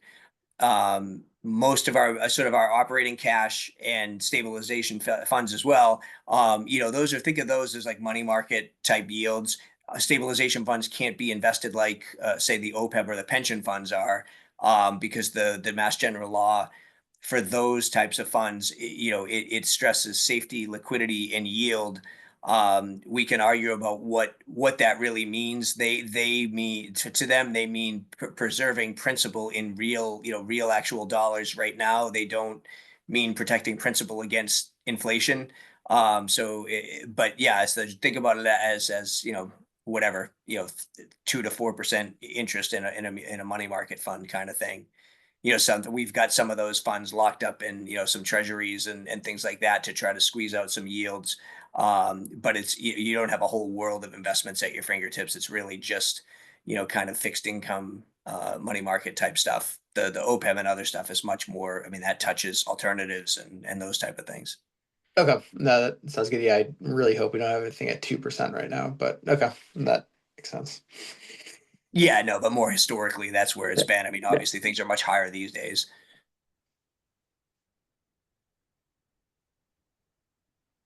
Well, I think my sense on this is that I don't see that we have, like, we're now at basically the 2% free cash kind of limit in that policy document that we haven't yet ratified. And we still have a $500,000 kind of floating up in the air. Right now there's just so much uncertainty here. I'm thinking that we just let the plan go through as it is, and when that triggering event of do we get the grant or not get the grant, we can possibly make our life more complicated by adding more to this, to the warrant book, or to the presentation, in April. It's not, wouldn't be in the warrant book.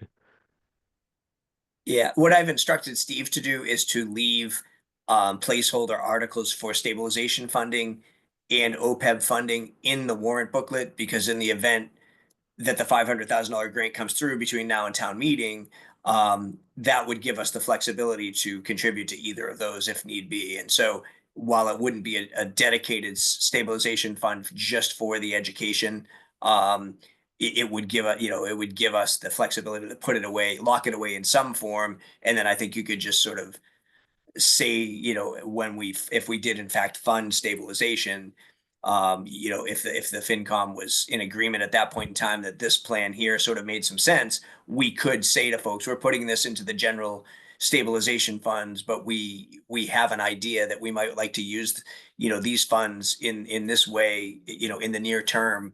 Now that we know the Cutler project has passed, which you'll also know that, I mean, it could be that the Cutler project doesn't even pass town meeting vote, and then this idea wouldn't really, have a whole lot of validity at this point anyway. But So can I make sure I understand it? You're saying that we can issue a warrant book right now that has some tacked on kind of general language in the back saying, we have a placeholder, without a vote from anybody or any committee at this point, that says, we would like to consider, additional stabilization fund contributions, and that is to be determined at the actual April meeting. Yeah, so you can have articles that are exactly that. They're placeholders. It's just a placeholder article. It wouldn't even have a dollar amount attached to stabilization. It would just say something, to add a sum of money to the stabilization plan, stabilization fund using free cash. And that's all it would say. And then in our narrative part of the book where we talk about, there's a section that talks about using free cash. As I wrote it currently, it says, we're at target for stabilization, so we're not recommending anything at this time. We could have a paragraph in there that says, please note, there's one large capital item in here for $500,000. We hope to get a grant fund. If we do, we may revisit stabilization or OPEB or whatever at town meeting. But if you don't have the placeholder article there, you can't add an article on town meeting floor. So you leave a warrant article that just gives you the ability to put money into a stabilization fund. And that's pretty common across a lot of towns. Does anybody, would anybody prefer to vote on the, some sort of proposal like you see on the screen now, as opposed to this kind of catch-all plan, that Jeff is kind of described, where we don't have to commit to it now and we instead, revisit after the warrant book is issued, after the grant, is issued or not, and then revisit between now and the April meeting? Well, I think the value of doing something now, including, this question of level principal versus level payment, is going to affect how people feel about voting.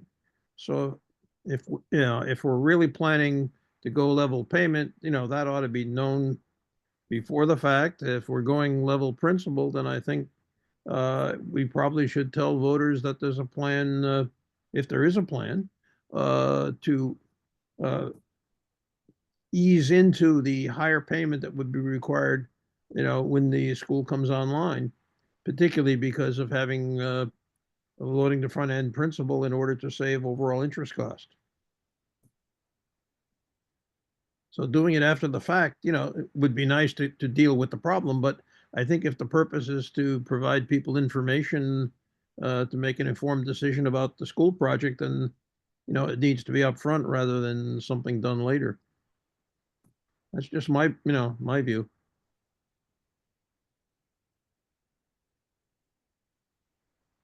Other thoughts from other committee members? I think one of the things that we discovered as we were looking at the New Cutler project is that if you assume folks have a 6% discount rate and the interest rate on the loan is going to be less than 6%, then it makes more sense from a resident's point of view to do the level principal, right? The town seems to hasn't apparently that's not a typical municipal thought process, because everyone kind of apparently assumed it was going to be level principal payment instead of level payment.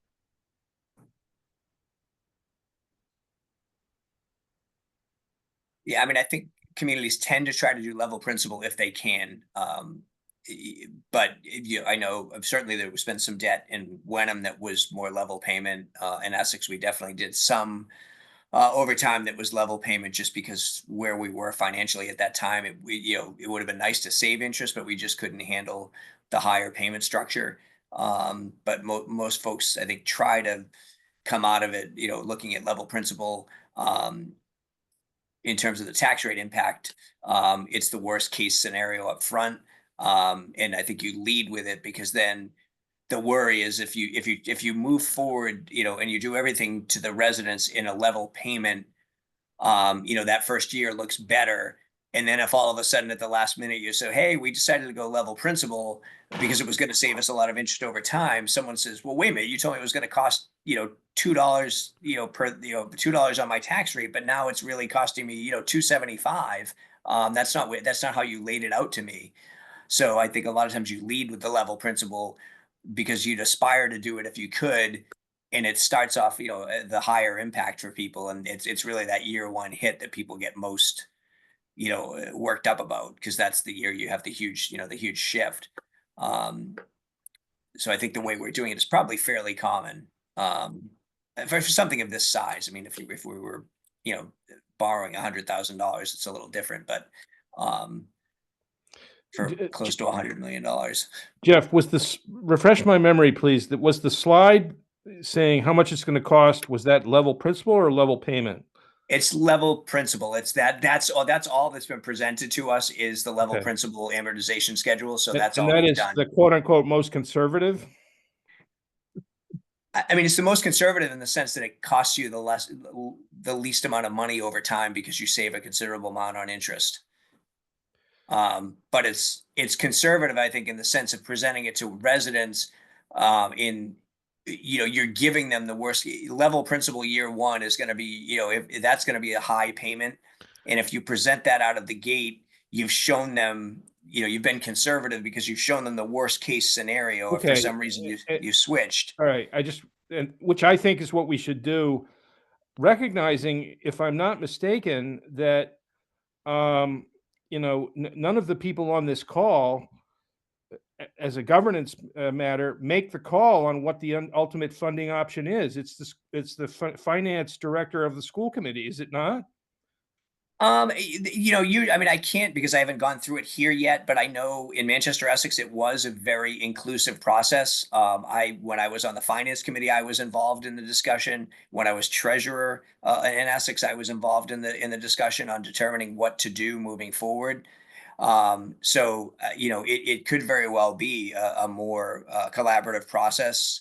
But I think, as I mentioned earlier, I think what the one difference is we were playing under different rules. We didn't have a varying apportionment factor each year on the debt.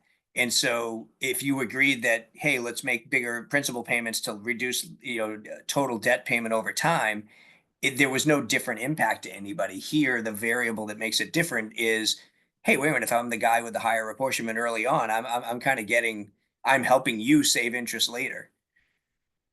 So that's the only difference, but it should be, I mean, and the select board obviously has the ability more than say the finance committee does to exert some pressure on the school committee to say, this doesn't just all fall on one guy in the finance office in Hamilton Wenham. It falls on all of us to decide what makes the most sense. Well, but given the across the board. dynamic, I think what we should present is the quote unquote worst case in our documents.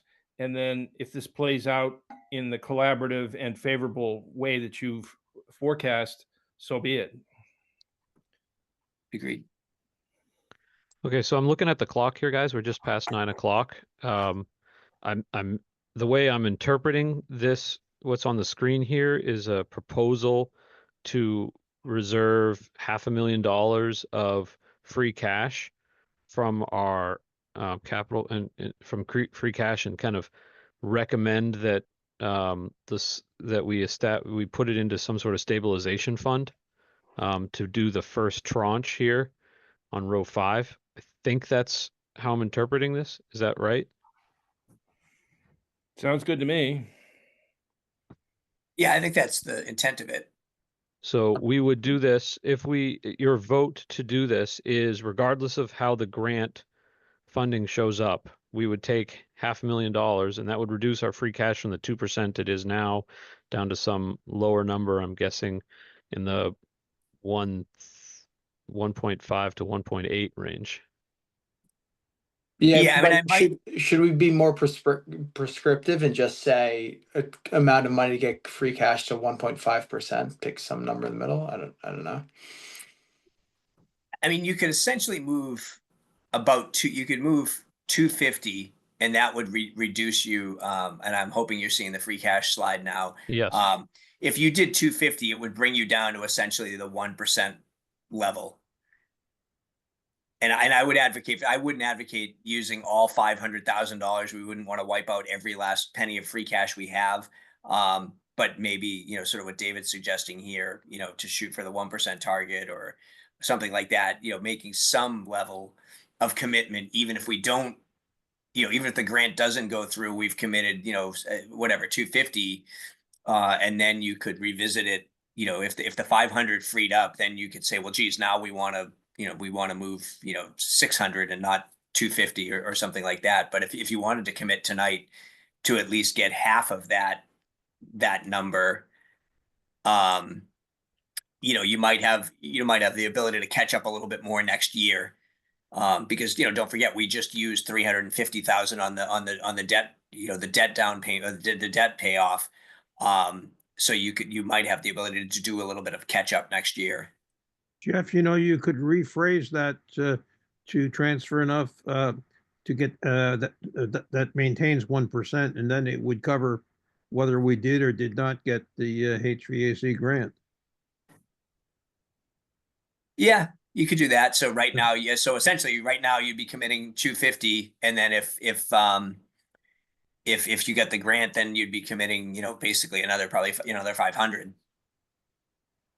And it doesn't necessarily mean all of that money is earmarked for this particular strategy. It would just be getting money into general stabilization. Helps for the garbage, helps for the other things. Is there any money in a stabilization fund right now? Yeah, there is. Let me just go back to this. So we currently have $1.6 million in stabilization. So we are at roughly 6.26%. Oh, that's Now. This is the number And- they want to be between 5 and 7, right? Yeah, somewhere in that 5 and 7 range. So we're sort of right there, which is why, like I say, when I wrote the document, I just originally said, we're kind of in the target zone, no need to, as a starting point, no need to do anything, because of where we're at on the percentage. Not to say you couldn't, but yeah, that would bump us, certainly way up. But to your point, there's many places we could use it. We could, use it for free cash. I mean, use it for trash. We could use it for Cutler debt. We could use it for, any number of things that come up. Water? And, Yeah, I mean, this seems like the point of building a stabilization, fund, frankly. If you So- think you have these big Right. outs. So my understanding on this, like if we do nothing, it stays in free cash, and the members of the town do not have to vote on how the select board in the town elects to use the free cash.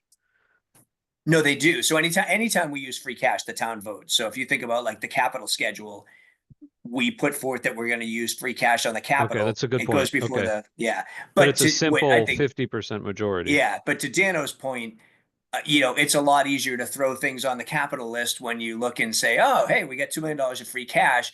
If you only have, $1 million of free cash, and you have to go to the stabilization fund to get, the new Tahoe, and you have to get 2/3 of the people to vote yes to get the capital. It does maybe make you think a little harder about your wants and needs when it comes to capital, if the money is just isn't it a little bit more free flowing when it's only a 50% vote. Okay, understood. I'd like to move us along to a vote on this. Does anybody? I would file a motion to get our free cash down to 1%, put the rest into a stabilization fund. Yeah, I'm not sure what else is needed in that. Any language, or do we have to figure language now, Jeff, on like informing the town why we're doing it, or that we're hoping to earmark it? No. Okay, I mean, you're then really almost fine. making Yep. that. You make the case when you take it out. I might just say when you speak at town meeting, you might, if you think you're going to need it in a year or two, like for the trash, you might say, we're putting this in here now, but we do have some thoughts about what we're going to need this for in the next couple of years. Because I think sometimes people feel like it's the rainy day money. And if suddenly you come back a year later because the trash bills are going up, they say, didn't you tell me last year we were socking this away for a rainy day? And now you're back in a year. But Okay, right now, understood. you don't have to include any of that. Okay, so the language from Dave is to basically a motion from the finance committee to recommend that we transfer cash from the free cash balance down to 1% into the stabilization fund. Gonna get a second? Second. Second from Bob. Any discussion before we move to a vote? Not hearing any, we can move to a vote. Jared, aye. Jared, aye. Aye. David, I. Finn, aye. Dano, Right, so that's all 5 aye votes. All right, guys, I'm looking at the, thank you very much for that work, guys. Long discussion on that one. All right, I have 3 other items on the agenda that discuss the finance committee report, approve past meeting minutes, and then open matters not anticipated. The finance committee report file that you sent, Jeff, was almost overwhelming in its length. So I'm kind of not sure that we're gonna have the time to kind of go over that in depth right now. Maybe I could just recommend that all finance committee members really familiarize themselves with that over the next couple of days, and we can move forward with it next time we meet. Yeah, for what it's worth, I read it. I thought it was very well done. I would echo that. Yeah, I think we discussed this at the last meeting, didn't we? No, because we just did the first draft of it. You and I discussed it, Bob. And so actually, the one thing I Okay. will say, Finn, is Bob had already sent me a few comments, so I did make a few, typo fixes and things like that. So I will resend a semi-updated copy tonight with just a few fixes. Mainly, I just want to make sure folks, I'm not trying to speak for you. I want to lay a framework to try to get some ideas out there, but it's your report, and I want to make sure it's portraying your feelings on things. I was trying to lay out things that kind of lay out the all that's ahead of us and things like that. But open to any comments or whatever if you think it is it goes too far in one direction or another or not enough in a direction. I'm open to anything, but mainly it was just to get um, the tables in there, the charts in there, start getting sort of the framework of how we talked about certain things and things. So yeah, I'll get a new version out tonight before I go, and you can take a look at it and let me know your thoughts on that. Yeah, I thought it was pretty true to the conversations we've had over the last 6 months, what have you. Maybe the one thing I'd want to add is some of these kind of debate around the stabilization fund that we literally just had. So there's no way you'd have known. But Yeah, so that before. actually, you know what? That's a good point, David. Maybe I will that's one, I'll do a quick update tonight on that to say we just we're voting to move 1% to get us down to 1% of operating budget and free cash to add to that, because that is a very different than how it's written right now. Okay, so the action for the committee is to kind of take a look at the changes you make and, have some comments, any final comments from the committee members over the weekend, say, so that we can have something ready to go for our next meeting in the next, you were saying our next meeting, Jeff, is with the select board? Yeah, so it'll be Tuesday with the select board, which is I think the 4th. Let me just check. Yeah, it would be the 4th. Okay. And then I don't know that it could be we could take a breather and you don't have to have another, just strictly FinCom meeting next week if you want. Or maybe coming out of the select board meeting, you want to have a little bit more dialogue before we sort of finalize things. Is that in person or electronic? It can be both. It will be an in-person meeting at town hall, but it will be Zoom. So, if you can only attend by Zoom, that's fine too. I'm afraid I'm traveling that night, so I'll be on a flight and won't be able to make it. All right. All right, I'll do my best to be there in person. Perhaps they may want us to go over the deck. Okay, and then if we don't have a quorum, we won't be able to approve the finance committee report. So we may have to meet that week in order to kind of approve that for use in the warrant book, right? Yeah, and I guess that might be a reason to post a placeholder meeting for Wednesday, just just in case. And that it could even just be a quick Zoom meeting if need be. But yeah, probably doesn't have to Can we hurt that. approve something like that by email? If that's the only reason to meet is to approve that report, can we do it by email? That's really kind of frowned on, sort of polling over email to do it that way. But depending on, if we don't have a quorum, what I would say is I'm happy to essentially get the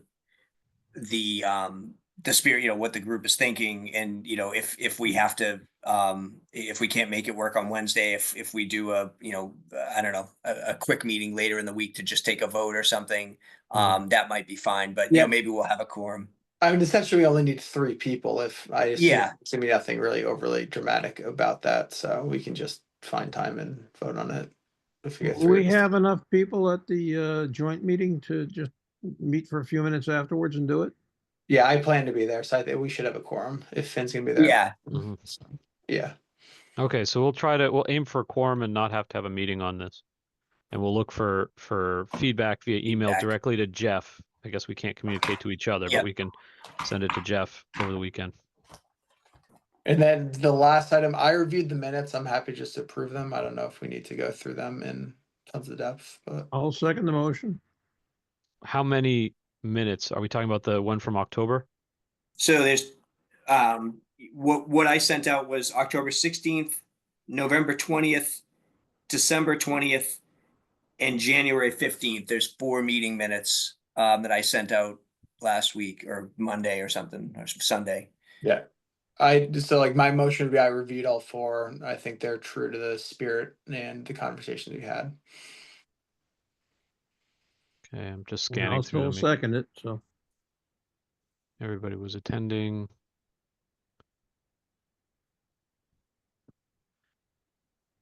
We've got a second. Any discussion of the minutes before we move to a vote? Not hearing any. We'll move to a vote. Those voting aye. Jared, Aye.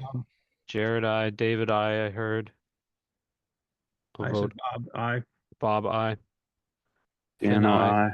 All right, so that's 5. Alright. Okay. The only thing left is open items, Finn, and the only thing that maybe would give rise to that is I don't know how many folks.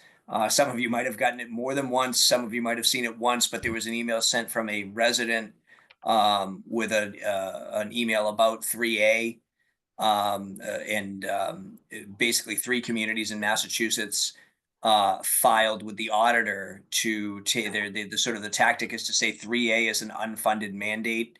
And essentially with my quick read, the auditor agreed that it's an unfunded mandate.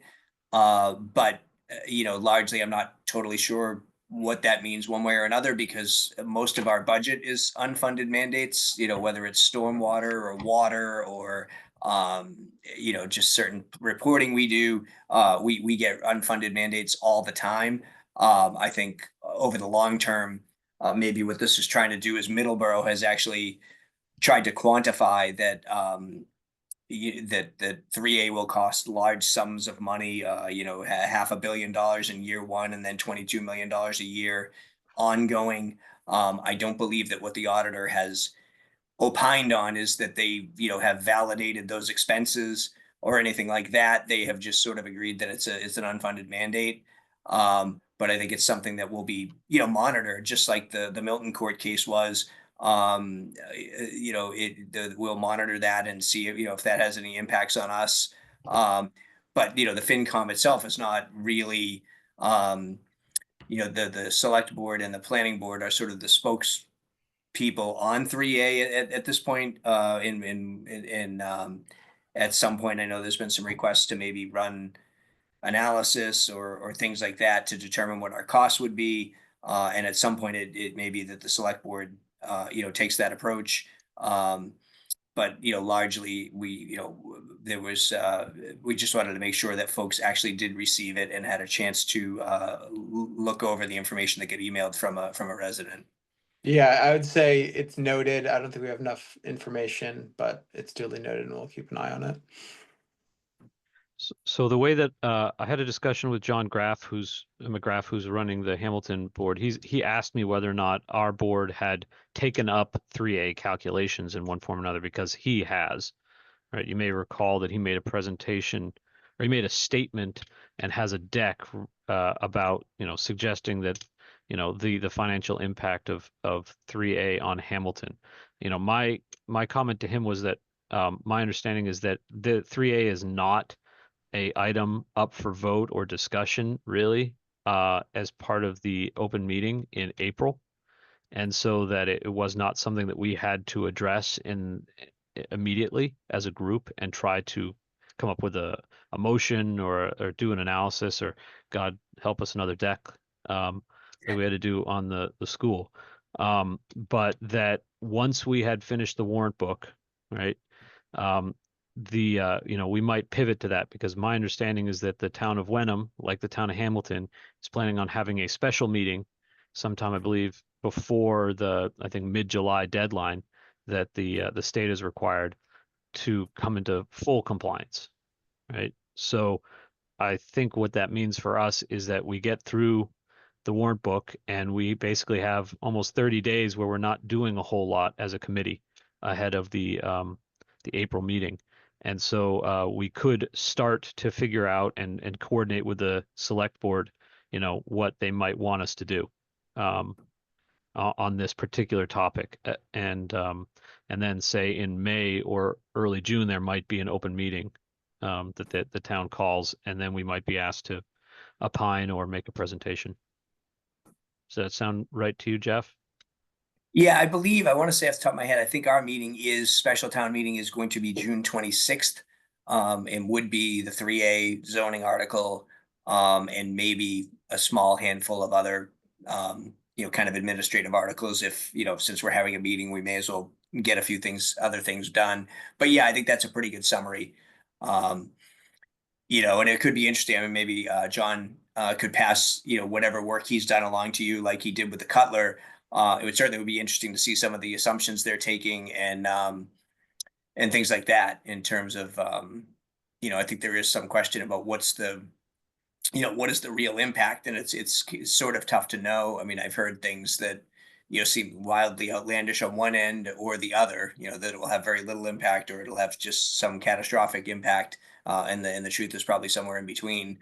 But yeah, much like you did with the Cutler deck, I think you just want to make sure everything that we put in it, we felt like we had a strong foundation in each assumption or, whatever. I mean, if you mimicked what you did in Cutler, I think it would be perfect.